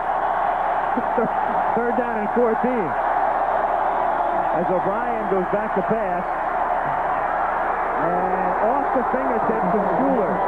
And going real hard into the side, but getting up, fortunately, is Don McNeil, the defensive back, who went slipping into the concrete. Again, O'Brien has the protection, stays in the pocket. The best thing you could say about that, a beautiful spiral in and out of the fingertips, and that would have been good for the first down had he been able to hold on. So the Jets will try to get on the scoreboard through a Leahy field goal with 46 yards unless we see a fake. And since the backup quarterback, Ryan, is the holder, anything is possible. They're down by 28. And it's officially a 45-yard field goal as it was marked down at the 35. Leahy boots it through, but it's still the Dolphins 28 and the Jets 3. Who would have thunk it? the newly... Left of O'Brien is his personal mentor, Zeke Bratkowski, quarterback of Green Bay and a longtime assistant coach in the NFL, that Joe Walton credits with having provided so much of the help in the rapid development of Ken O'Brien, who Joe Walton says he's a quarterback who plays like he's had 8 or 9 years of experience. And right now, I think they're talking to Al Toon and Wesley Walker and say, we need something big, we need something deep, what have you got? They need a bunch of them. 28-3 with Leahy kicking off. Spinning kick and a touchback. Out it comes to the 20-yard line. Just to update a couple of injury reports for you. The Mark Clayton injury, shoulder, out the rest of the night. Paul Langford, the defensive back, left knee, out for the rest of the night. Both have been x-rayed, but apparently the x-rays are x-rated because they won't tell us what they've shown. Miami. Ooh. Pretty good night. All long drives. Outside of the second drive, which ended with a punt by Roby. And the Dolphins are far and away the best team in the league when they're backed up deep in their own territory. Illustration in a moment as the pass goes to Hampton. What would you guess the percentage would be of a team starting a drive at or inside their own 20 in terms of how often they would score a touchdown? Just take a guess in your mind. 10% is the answer. 1 out of 10. The Dolphins this season are at 26%. And that's coming into this game, and that's by far the best in the league. I'll tell you about their defense. They're 5 and 6. But this man is magical on offense, Dan Marino. 2nd and 5 from the 25. Changing things right there. And now the Jets change with him. Marino to the tight end, Dan Johnson, and he takes it out to the 31-yard line. First down.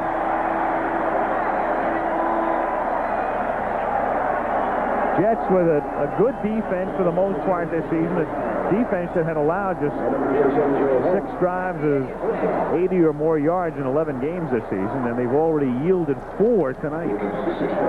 Now they look like the team we thought we'd see against the 49ers in Super Bowl 19 after the 84 season. Absolute flawless. Surprisingly, they're playing so strong on defense, holding the Jets and a very explosive team to just 3 points. We're nearly midway through the third quarter. 1st and 10 from the 31-yard line. Marino fires complete. Hampton having a big night. First down, 46-yard line. Bob Crable, the linebacker, 50, made the tackle.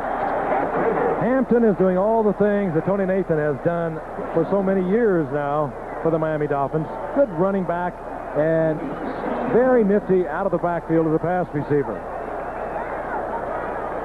Nathan, for the last 3 years, has had over 1,000 yards combined, rushing and receiving. That role now has basically gone to Lorenzo Hampton. Had 9 receptions last week, and he is really putting it together. Tonight, he already has 5. 1st and 10 from the 47-yard line. Throws and drops at the 50-yard line. Dan Johnson was the droppee. 2nd down and 10. 7:25 to play. We're in the third quarter at the Orange Bowl. Dolphins would be 6 and 6 with a win, but still trail the Jets by 4 and New England by 3. And Don Shula, and you've read and heard about Don, and he's in the final year of his contract. Rumors swirling about, and he pays no attention to those and doesn't even acknowledge them. Says, I do not want to talk about it. We almost had our microphone in Cleveland when we brought it up. 2nd and 10 from the 47. Over the 50 and down to the 46 goes Davenport. The problem with all of those rumors is they get started and then they develop a life of their own, and they're picked up around the country, and people say, what's really happening with Shula? As Davenport needs some extra time, and you know him very well, Frank. You have to consider a number of things here. He loves the area. His wife loves the area. He's well established here. He's got businesses going, etc., etc. That's not going to preclude him from going someplace else, but if I had to guess right now, I'd say he'd be back. They've worked it out almost every time this has come up. Of course, Don Shula left Baltimore years ago, 17 years ago to be exact, in a rather shaky circumstance that cost the Miami Dolphins the #1 draft pick. But every time his contract has come up down here, he's been rumored to be going somewhere. The last time around, it was the New York Giants. There were people in the media that had it confirmed that he was going to the Giants. And, of course, he and Joe Robbie sat down at the end of the season, worked it all out, as they usually do, and as has been done in the past. And I get the feeling that that'll happen again as they continue to look at Ron Davenport. And also, as Davenport is aided and will be assisted off the field, Shula is approaching his 57th birthday, and not that there aren't any more mountains to conquer, but Don is a wealthy man. He loves it here. He loves the area, and as we say, very well established here in a number of businesses. And I would say chances are 9 and 10. He re-ups. Donnie loves it, too, and he'd have to deal with her. 7:01 now to play, third period. Third down 3. Miami at the Jets 46.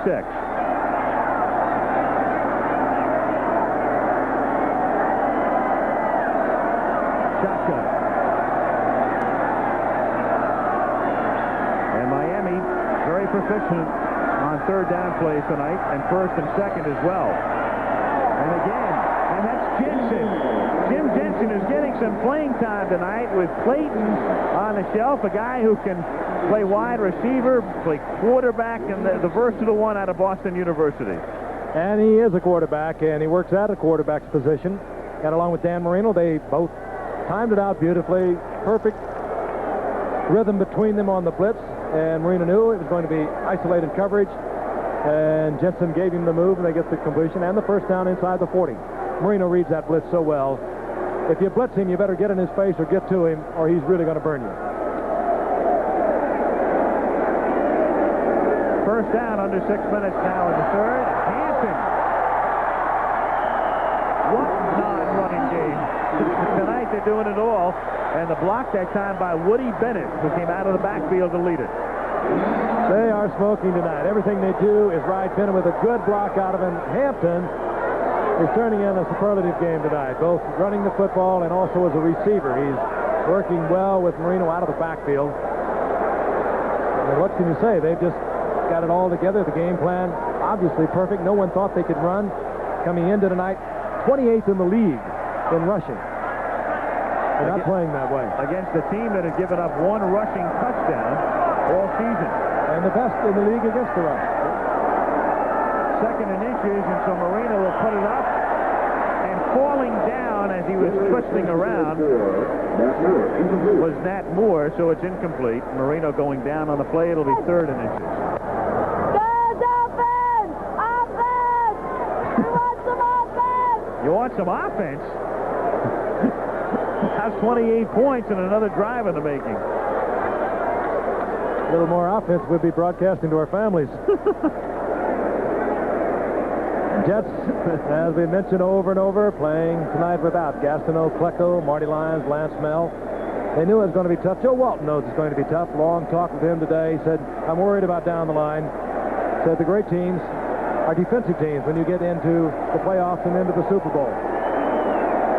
Third and inches to the 30-yard line. Hanson. And for one of the few times tonight, the Dolphins come up short as Harry Hamilton makes the play. So the Dolphins had a second and inches and went for the bomb, and then a third and inches, and Hampton loses ground. And the crowd wants him to go for it, and so does Marino.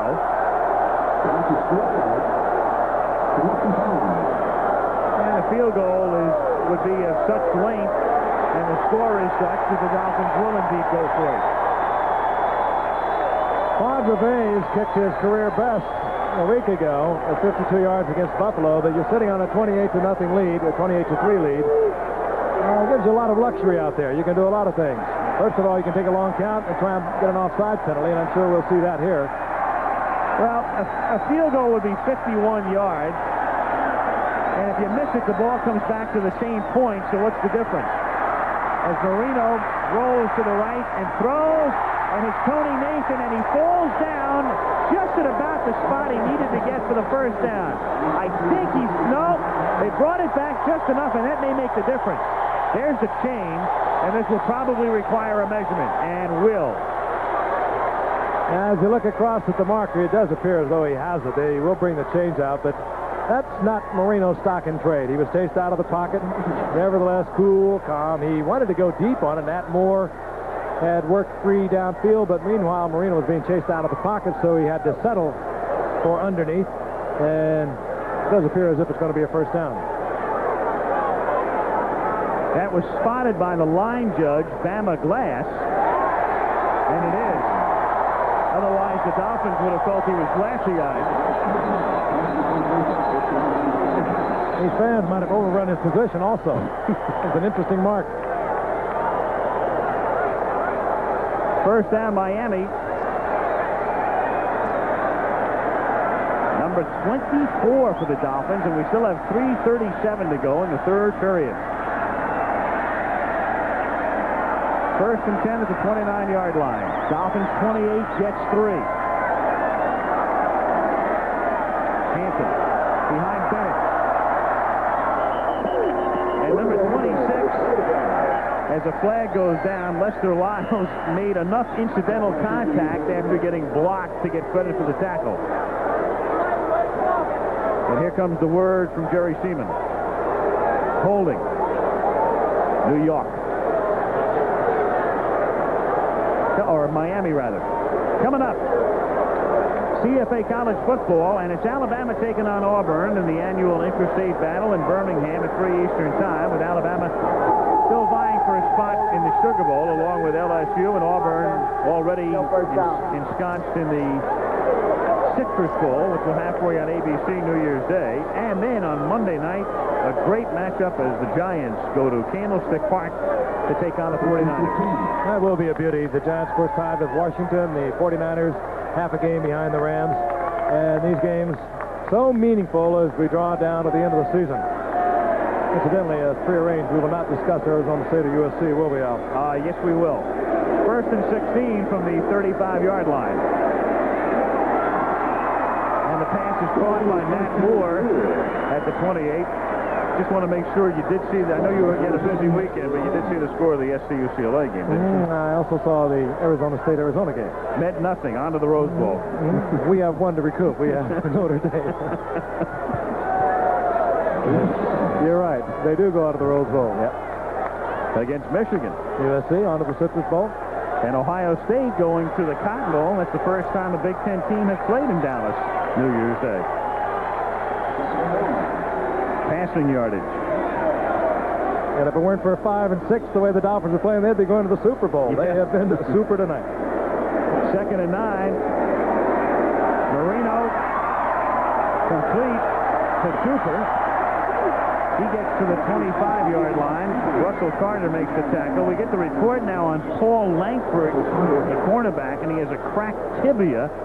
And so he is out there saying for 6 weeks, and that in essence is the season. That's the big bone. And that will keep him out for the season. Paul Langford. Dolphins, we talked about the injuries to the Jets. They have suffered themselves. We mentioned that Hugh Green went out early in the year. He had 4 sacks in the first 3 games, and it was Don Shula's intention to use him as a pass rusher, much like the Giants used Lawrence Taylor. They lost him, and that took away a lot of their pass rushing defense. Now they've lost Langford. Third and 6. Marino caught by Tony Nathan, and he takes it to the 21, and then he's fourth down and 2. And the crowd again doing some coaching from the sidelines. But Shula's going to opt for the field goal to put the margin back up at exactly 4 touchdowns. A little shorter effort here on this 4th down. The last one would have been something over 50 yards, and this one will be somewhere around 40 yards. McVay's coming out of a bit of a slump. Hit his career best last week against Buffalo at 52. 40-yard attempt. Strock holding.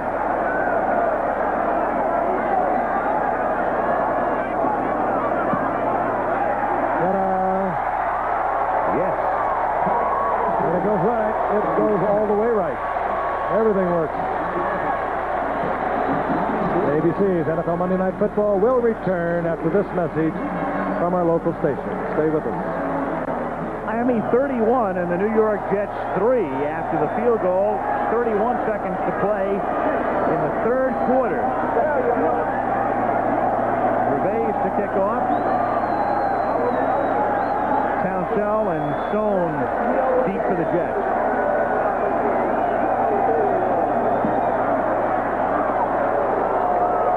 Townsell from the 11.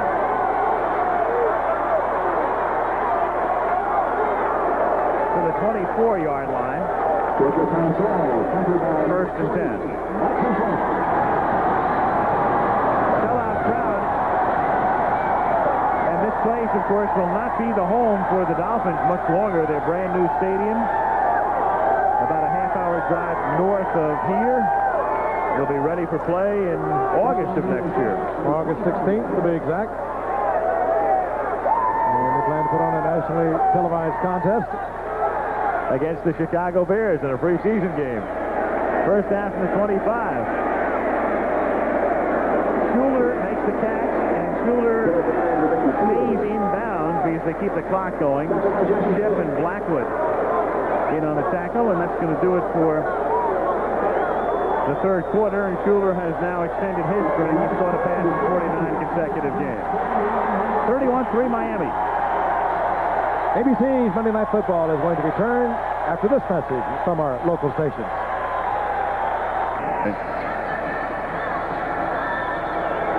Al Michaels and Frank Gifford in Miami, where the weather's been hot and the Dolphins have been just as hot, and they're playing their best game of the season by far, and the Jets playing their worst game of the season by far. 31-3 Dolphins.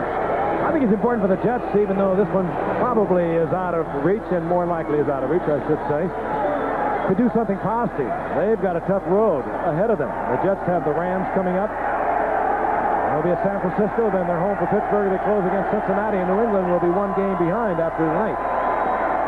O'Brien on first down gets sacked back at the 20 by Bob Brudzinski. And that is not positive. Brudzinski, not one of your major blitzing linebackers. He's not the one you should be concerned with. He is the man who's so strong against the run that he slides in, makes the sack. Miami totally dominating now in every category. On 3rd and 13, there's a penalty marker way upfield as Hector made the catch. And there was a marker thrown out at the 42-yard line, well away from the play.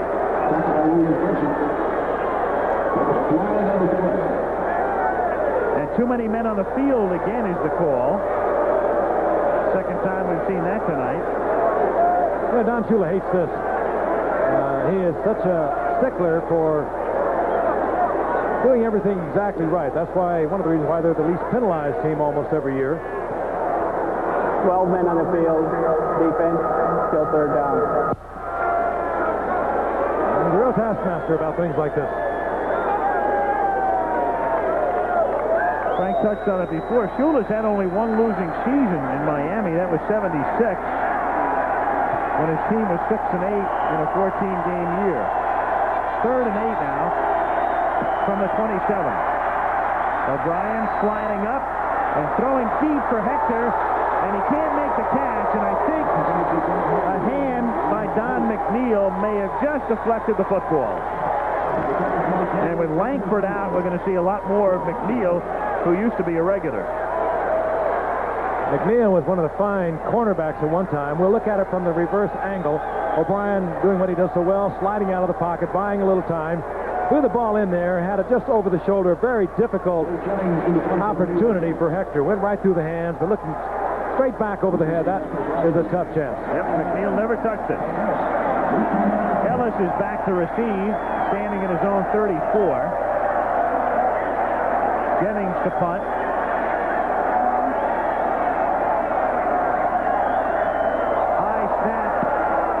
He comes down and gets it off.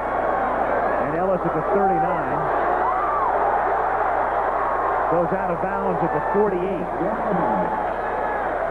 Ellis wears those gloves even here in Miami because he used to return punts up in the Canadian Football League when he really needed those gloves. Did it up there for 5 years, and he just got used to it. He'll be back in the Orange Bowl. Good. That, of course, also is reflective of the fact that Dolphins have been in control of this game and have been able to run the football. Been able to call the run much more than they had anticipated, but I think they might be even a little bit shocked that their running offense, which came into tonight 28th and last rushing the football, has been able to run against a very strong Jets defense, number 1 in the league against the rush into the night. Normally, their run percentage against pass is 1/3. They represent about 40% tonight. And they'll probably be closer to 50 because they figure to do a lot more running now with a 4-touchdown advantage. And they begin with Hampton breaking one again to the 35-yard line. They'll never do nothing but run after tonight. Again, against a Jet defense that truly misses the man in the middle. That, of course, Joe Klecko. Baldwin and Rudolph and Bennett have played well as backups, but they are not Klecko. They are not Marty Lyons, who's out with an injured shoulder, and they are not Gastineau. And for that matter, neither is Rusty Gilbo, who very courageously has come back from an injured knee with an operation last season, but he is replacing another great football player, Pro Bowler Lance Smell. And there's a look at Klecko. He means so much to that defense, and particularly against the run.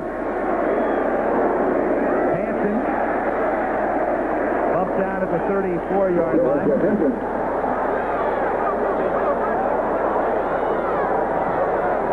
Our telecast is presented by authority of the National Football League. It's intended for the private use of our audience. Any rebroadcast or other use of this telecast without the express written consent of the National Football League is strictly prohibited. Pretty good right there. Mercury Morris at 197 holds the club record. And Gary Davis and Abner Haynes all the way back in 67, and Delvin Williams at 151. Hampton moving up on those people. 2nd and 9. He has 146 at the moment as Davenport goes to the 31. And what does it go all the way back, Al, to 1984 when they had a 100-yard rusher at some 40 games? Joe Carter. Zonka, it's funny when you look at that graphic and you think of Zonka and Kick. Larry not on it. Jets came into tonight with a 9-game winning streak. The Bears came in a year ago with a 12-game winning streak. They ran into a Don Shula machine, as the Bears did a year ago. Perfectly prescribed offense and a defense that rose to the occasion. 3rd down and 6. Marino out of the shotgun. He has Cooper, who works his way to the outside, goes out of bounds at the 4-yard line. Run out by Carl Howard. And again, great blocking for Marino. The blitz was on. As Joe Walton looks at the total destruction of his machine, they've taken it apart, dismantled it, as the Dolphin offense. But look at 26. They come with the blitz. That's Johnny Lynn. They pick him up beautifully. That means one-on-one coverage. Marino and Duper were in perfect concert, and Duper, who almost got this into the end zone, with a nifty run after the reception. Bad tackling, too, on the part of the Jets. They should have had him back at about the 15-yard line. 2 missed tackles. We'll find out if Hampton can get his 4th touchdown of the night. 1st and goal from the 4. They give him a chance, but he still has only the hat trick. 2nd and goal. Funny, the Jets went 10 games this season without giving up a rushing touchdown, and then Randy McMillan scored for the Colts on the ground last week, and Hampton's run it in twice tonight. Great night, not only in rushing, but also, as you can see, in receiving. That is a night much like a Tony Nathan night over the years. Perhaps not this good, as Nathan is not the runner that Lorenzo Hampton is, but they use him the same way, both as a receiver and also as a good running back. And usually they like to go to Davenport in this situation. And right now, it's Davenport to the 1-yard line, and it will be 3rd down and 1. You know that Joe Klecko hates to see this happening. The job down the road with the injured Jets is going to be a tough one. Gastineau could maybe come back for the playoffs. He had arthroscopic knee surgery. Klecko, they say, can come back in a couple of weeks. Marty Lyons probably can come back in 3 weeks. But again, their schedule is a tough one. 3rd and goal, and they've got Hampton back in the game. In the history of the Dolphins, only one man has scored 4 touchdowns in a game. Paul Warfield did it, catching 4 against Detroit in '73. And unless Hampton receives this one, which he won't, it's a touchdown anyway, as Hardy makes the catch. when you can run the football, you can come with the play action, and you get the defense's attention totally. And that's what the Dolphins did. Gave you a little play action. And Hardy, not past, the man over him was wide open in the end zone, and Marino is having part of what is an offensively perfect night. And as you can see, Benson trying to get out there and collect the man that he should have been covering, but he was thinking run because the Dolphins have been doing it so well tonight.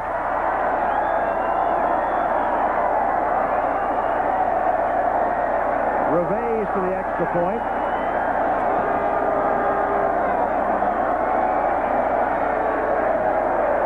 Strock puts it down. 38-3.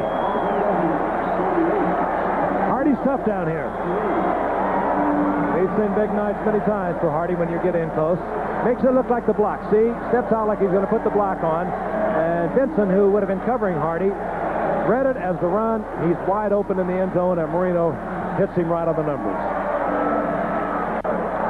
That didn't just come off the presses at Kinko's Copiers. Swear to you, we were on the field an hour and a half before the game, and the Driftwood Optimist Club put that sign up, 38-0 Miami. League investigation. They're pessimistic right now because it's 38-3. The mood of the Jets. Pretty good reflection right there. Later tonight on Nightline, Philippine President Aquino fired her defense minister after an apparent coup attempt. Many hopes will come out stronger. Others say democracy is still in danger, and that's later tonight on Nightline following your late local news. And if you want to find out about some of the stars of the daytime game shows, tune in with David Hartman tomorrow morning on Good Morning America. First down from the 20-yard line as O'Brien throws off the fingertips of Rocky Cleaver. It'll be second down and 10. Cleaver picking some of the prescription athletic turf out of his helmet. Strock and Dan Marino. Strock has been working at punting because of the problems Roby, the Dolphins punters, had getting the ball out of bounds inside the 20. We haven't seen him tonight. We may see him later as the season comes to a close. McNeil gets a first down off a draw to the 31 as the crowd serenades the New York Jets. By the way, lost in the shuffle here, Dan Marino with 3 touchdown passes. He has become the first quarterback in league history to throw for 30 or more touchdowns in 3 different seasons. And at the 21-yard line, it's T.J. Turner, number 95, with the sack and the fumble. That's hard to believe. That's T.J. Turner's first sack of the year, and he forces a fumble. And the recovery. What's hard to believe is that he started every game, this rookie from Houston. He fumbled it and recovered it. Is he thrilled? Number 1 in his career. Took over from Doug Betters, who was a long-time holdout in the summer. O'Brien usually gets away with this, slipping out of the pocket, but Gordon King lets up on the block on T.J. Turner. He's there for the sack and also the recovery. And so the Dolphins, with this one cemented at the 22-yard line now, first and 10. Pruitt wide to the left. Pruitt is number 82, and with Clayton hurt, he should get a lot more action the balance of the year. Staying on the ground, it's Hampton. Bennett pushes him back. The only bad news for the Dolphins tonight, 2 pieces, of course. Langford with that cracked tibia, and the report on Mark Clayton is a separated right shoulder. So he's out at least for a couple of games. That is tough. It, of course, will depend on the severity of the separation. That'll be determined, I'm sure, a little later on. But I can tell you one thing. If it's even minor, it's going to be very painful. Second and 10 at the 21. Under 9 minutes to play. Marino telling Pruitt to stay put. And Davenport hit hard at the 21-yard line.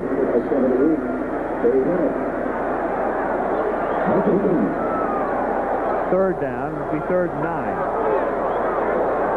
And Joe Walton talking to his pride and joy, Ken O'Brien, who he's had time to throw the football tonight. It's just been an outstanding defensive effort on the part of the Dolphins. And I'm sure they are thinking back to the drawing board, but this has got to hurt down the line, considering the Jets' schedule against the Rams, the 49ers, in Pittsburgh and Cincinnati. And New England breathing right down their back. New England will be one game back after tonight.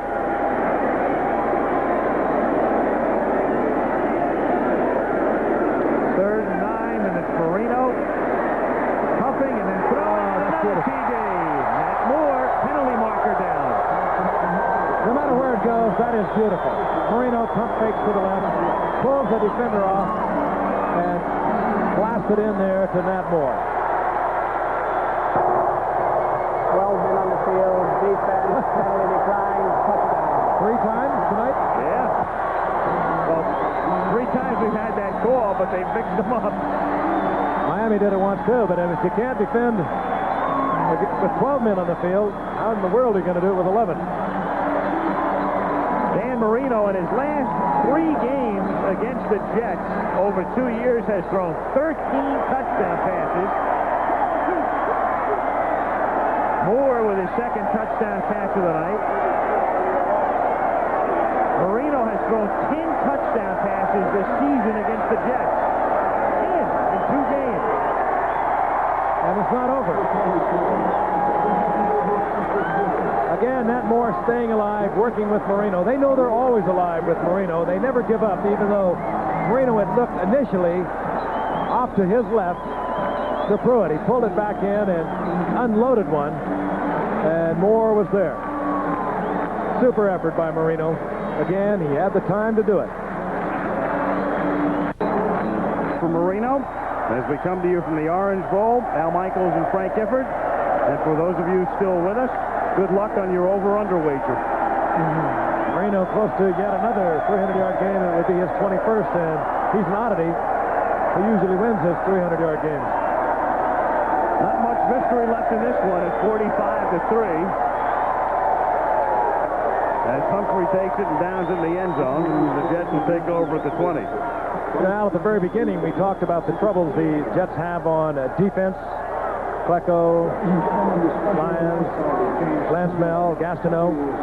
And we talked about the Dolphins' ability to rise to the occasion as they did as we look at a new quarterback for the Jets, and that would be Pat Ryan. But we talked about the Dolphins' ability to rise up and break the long winning streaks. They did it against the Bears last year when they came in 12-0. The Jets brought a 9-0 streak in here tonight.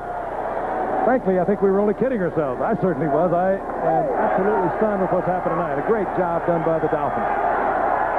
Ryan sacked at the 12-yard line, and T.J. Turner gets the sack. It's his 2nd of the season, and he has started every game. And they have both come tonight. And they've been successive on successive plays. He was the man who forced the fumble moments ago. Poor Miami Dolphin defense has been hammered all year long. They're going to feel great tonight. 2nd and 17. Freeman McNeil gets run out of bounds by Glenn Blackwood. And that stops the clock at 7:32 remaining in the 4th. Those are contract stats as McNeil rattles off some yardage. That'll reflect rather favorably on the end of the year. He's missed 4 games. 1,000-yard rusher of a year ago. Actually, over 1,300 yards a year ago when he played relatively injury-free. Surprised McNeil is in there with O'Brien having gone out. McNeil, of course, the key to the Jets' fortunes down the line, at least in terms of ball control, is a running back. 1st and 10 on the 35. It is incomplete. I think I saw a flag, yeah. There's a flag down at the 34-yard line.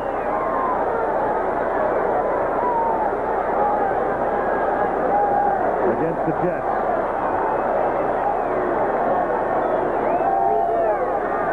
Go back to 73. Miami beat the Jets by 28, and it's New York's worst defeat at the Orange Bowl. And they lead 45-3 at the moment. 82. Lined up in the neutral zone. Penalty decline. 2nd down. And keep in mind, the Dolphins scored 45 points in the first game against the Jets, and they lost 51-45. 2nd and 10. Final game the Jets will ever play in the Orange Bowl, where they won Super Bowl III against Baltimore in '69. And that's dropped by Schuler, who was the man who was lined up in the neutral zone the last play, creating the penalty. 3rd down. Just looking at the Dolphins here, through their history, their most decisive win back in '72, their perfect year, they beat New England 52-0. In '75, they beat the Jets 43-0.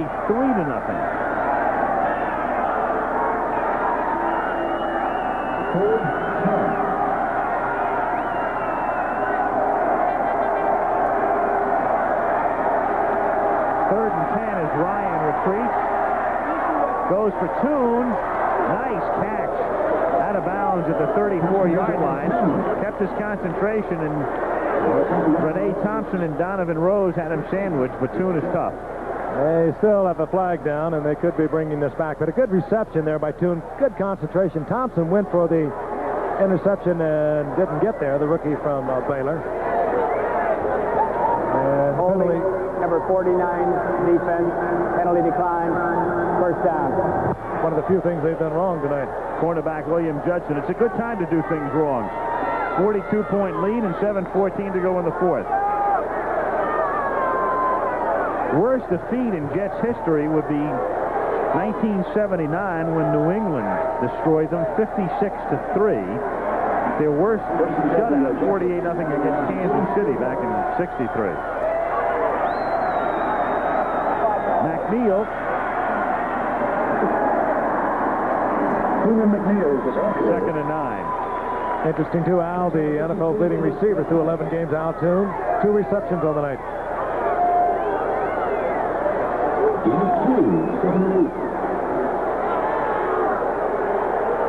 The 10-1 coming in. To lose a game, that's all right, but to lose it this way, it's got to hurt. McNeil. He's out of bounds about a yard shy of the 1st down. Jets will go to 10-2, and New England has been red hot. And the Pats will be only a game back. And then next weekend, the Jets have their hands full as they host the Rams in East Rutherford. And New England goes to New Orleans to take on the Saints.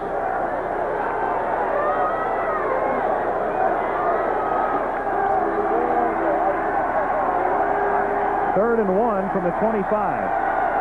You could think 2 downs. You could go play action and try and get one.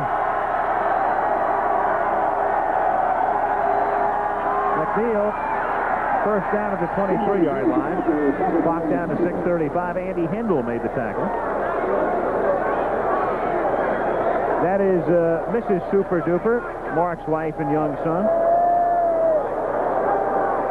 Super S and Superette. Ryan to the 17 and incomplete. Schuler, the intended receiver, 2nd and 10. Ryan filled in for O'Brien 6 weeks ago against New England and won that one 31-24. He is 24-38 for the season, 63%. And Walton taking O'Brien out tonight with about half of the 4th quarter remaining, and preserving his health, of course. 2nd and 10 as Ryan has a tip. Flag is down. It's intercepted by Glenn Blackwood. And we'll see about the penalty. Tip pass. They may waive the penalty off because the pass was tipped. That's possible here. And that's what Seaman is discussing. But still, the call goes against the defense. And I think what Jerry was saying is, was the contact after the tip or before? And obviously the answer he got was before.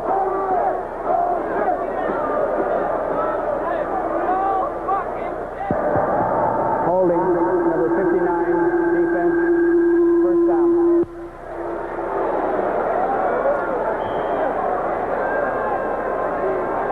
Brudzinski. Former Ram who had some contract problems, Al, as you recall, came here 6 or 7 years ago, on his 10th year. Toon in motion. Oh, Ryan to Toon over the middle, trying to get out of bounds, and he does accomplish that. Stopping the clock with 5:59 to play in the fourth quarter. Dolphins 45, Jets 3.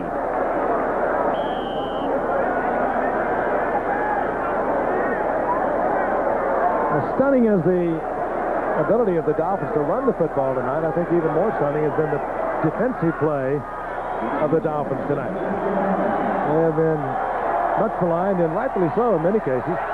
Into tonight, 27th against the rush, 21st against the pass, 27th in the league into tonight, and they have played great. On first and goal, it's lofted and intercepted by William Judson. Back to the drawing board, Joey. He knew it was going to be tough. He talked about it today. He said they're going to play this game just like they played the Bears a year ago. He knew he was coming in and going to find himself a buzzsaw. He thought he had the people to control the game early on. He talked about being patient with the running game until they started to play the run, and then O'Brien could go up on top. But here he is in the late minutes of the fourth quarter, getting picked off in the end zone with Ken O'Brien on the bench, Pat Ryan out there struggling against a still fired-up Miami team, and down 45-3. And now another quarterback comes on, the personal mentor of Dan Marino, Don Strock, been around 13 years, and over the years, he's provided some thrilling play. You want a relief pitcher, you've got one in Don Strock. They haven't needed him for a long time, but he has had some major games for the Dolphins in his 13 years. And he hands the ball off to Bennett for a very minimal gain. Second down and 9. I want to tell you that the AT&T Tennis Challenge comes your way this weekend. Coverage on both Saturday and Sunday. Saturday at 1 o'clock Eastern time from Atlanta, and the big names are all there. Yvonne Lendl, Forrest Becker, Mats Wilander, Yannick Noah, Jimmy Connors, John McEnroe, all scheduled to compete in the AT&T Tennis Challenge coming your way this weekend. Doing for about $150,000, top prize. Second down and 10 from the 20. And out to Johnson, the tight end. 27-yard line. Strock coming into the game has thrown 17 passes this year. Over his career, a 55% passer, 39 touchdowns, almost that many interceptions. But he's one of those quarterbacks, when you get him in there and he gets hot, he can run off a streak of them, and he has done that many times. 3rd and 3, clock down to 4:25 to go. Shotgun.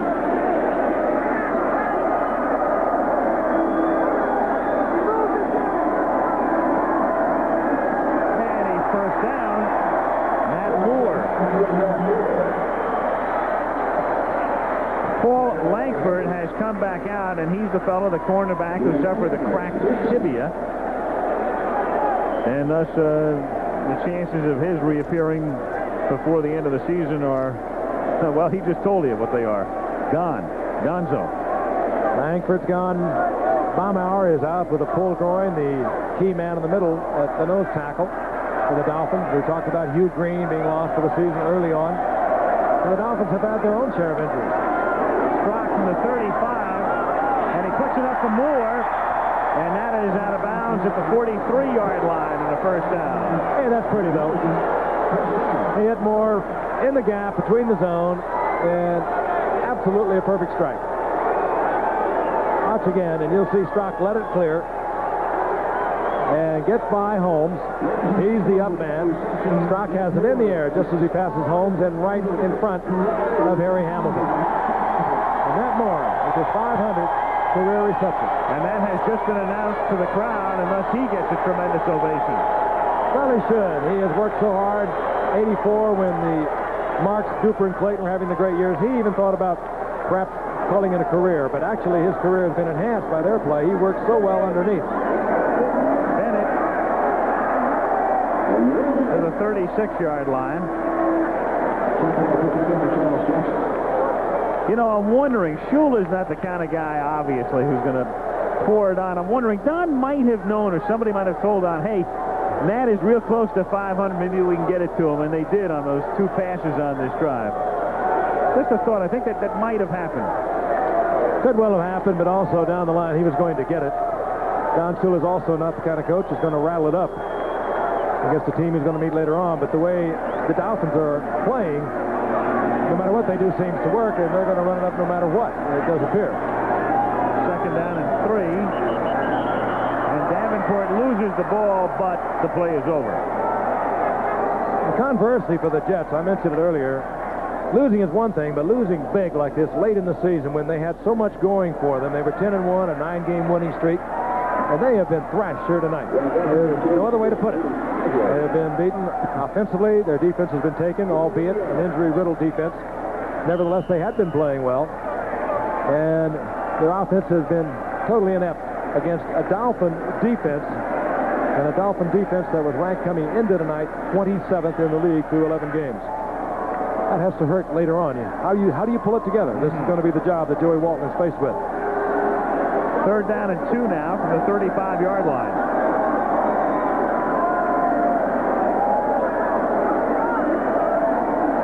And that's Craig Ellis making his first carry, and depending on the spot, he's close to a first, and if that little ground marking is correctly aligned, he's got it. That's Craig Ellis's first attempt of the year. His first year out of San Diego State after 5 years up in the Canadian Football League. First down. 2:11.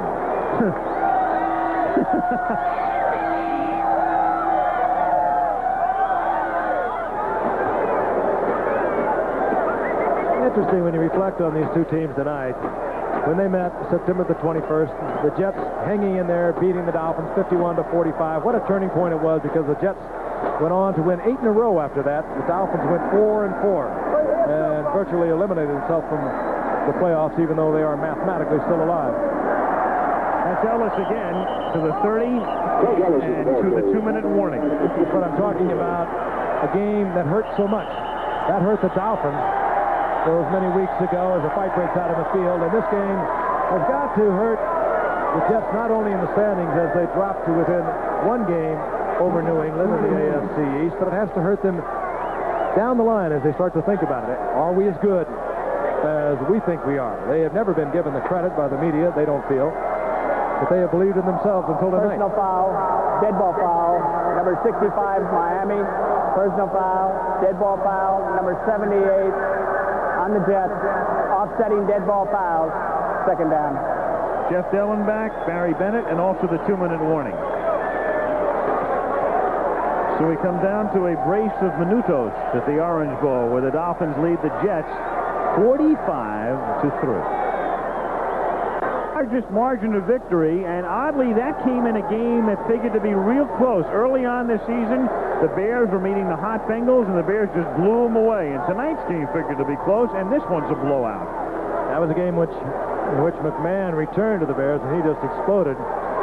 And it just confirmed what everyone knew, that McMahon meant so much to that offense of the Bears. And now, after talking to Mike Ditka tonight, re-injury to the shoulder, we don't know the status of McMahon the rest of the season for the Bears. Second and 8 from the 31-yard line, and Craig Ellis carries through the middle. I tell you what, we've got some stop the presses stuff for you right now. They're going to play this game in under 3 hours, folks. Kickoff was at about 7 past 9 Eastern, and right now we are at midnight. At least everyone across the nation in local news is certainly hoping so. Ooh, they have had long nights. We sympathize with them, send them all of our condolences, because we have kept them up late this year. Third down and 6.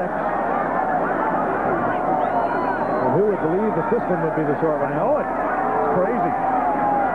Strock, broken play, stopped at the 34-yard line. And so it'll be fourth down as we run this one out. And neither team is in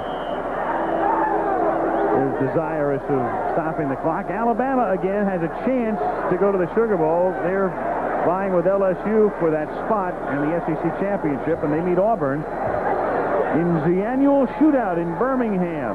Coverage beginning at 3 Eastern Time, and Candlestick Park in San Francisco. Next Monday night, the Giants and the 49ers by the Bay. What a game. Both teams need that so desperately. That's the 30-second clock, and they just let it run out as the game clock goes down to 41. What a win for the Dolphins, and a very painful loss for the Jets. Still fourth down. Well, we want to thank the gang up here, as always. Our statistician, George Hill from Phoenix and Points West. Malibu, Kelly Hayes.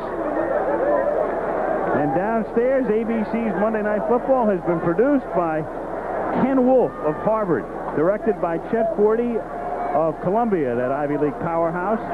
Joey Chavo, our TD. Rob Biner, our Associate Director. Tech Manager Rick Okolsky. Unit Manager Bob Simon. Jim Licata, our Telecommunications Manager.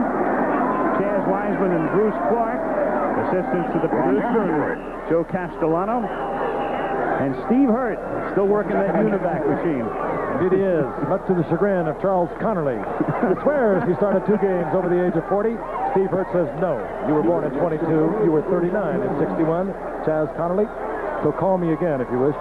That'll teach Connerly to lie early on in his career and take that year off. It came back to haunt you, Charlie. Marines never lie, Al. 35 seconds to go. 288 yards tonight, 4 touchdowns. He had 4 last week, and 10 in 2 games against New York. If he hadn't been so good, and they hadn't got him out of there, he would have had another 300-yarder, his 21st. Absolutely. Freeman McNeil will take us into our closing copy. Should be the final play of the game.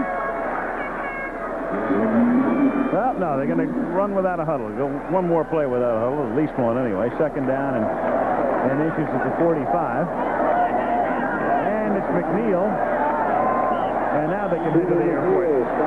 Now you can go to the closing copy. Yeah.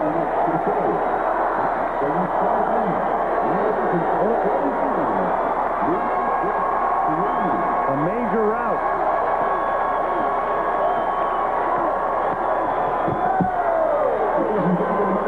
Dolphins 45, Jets 3.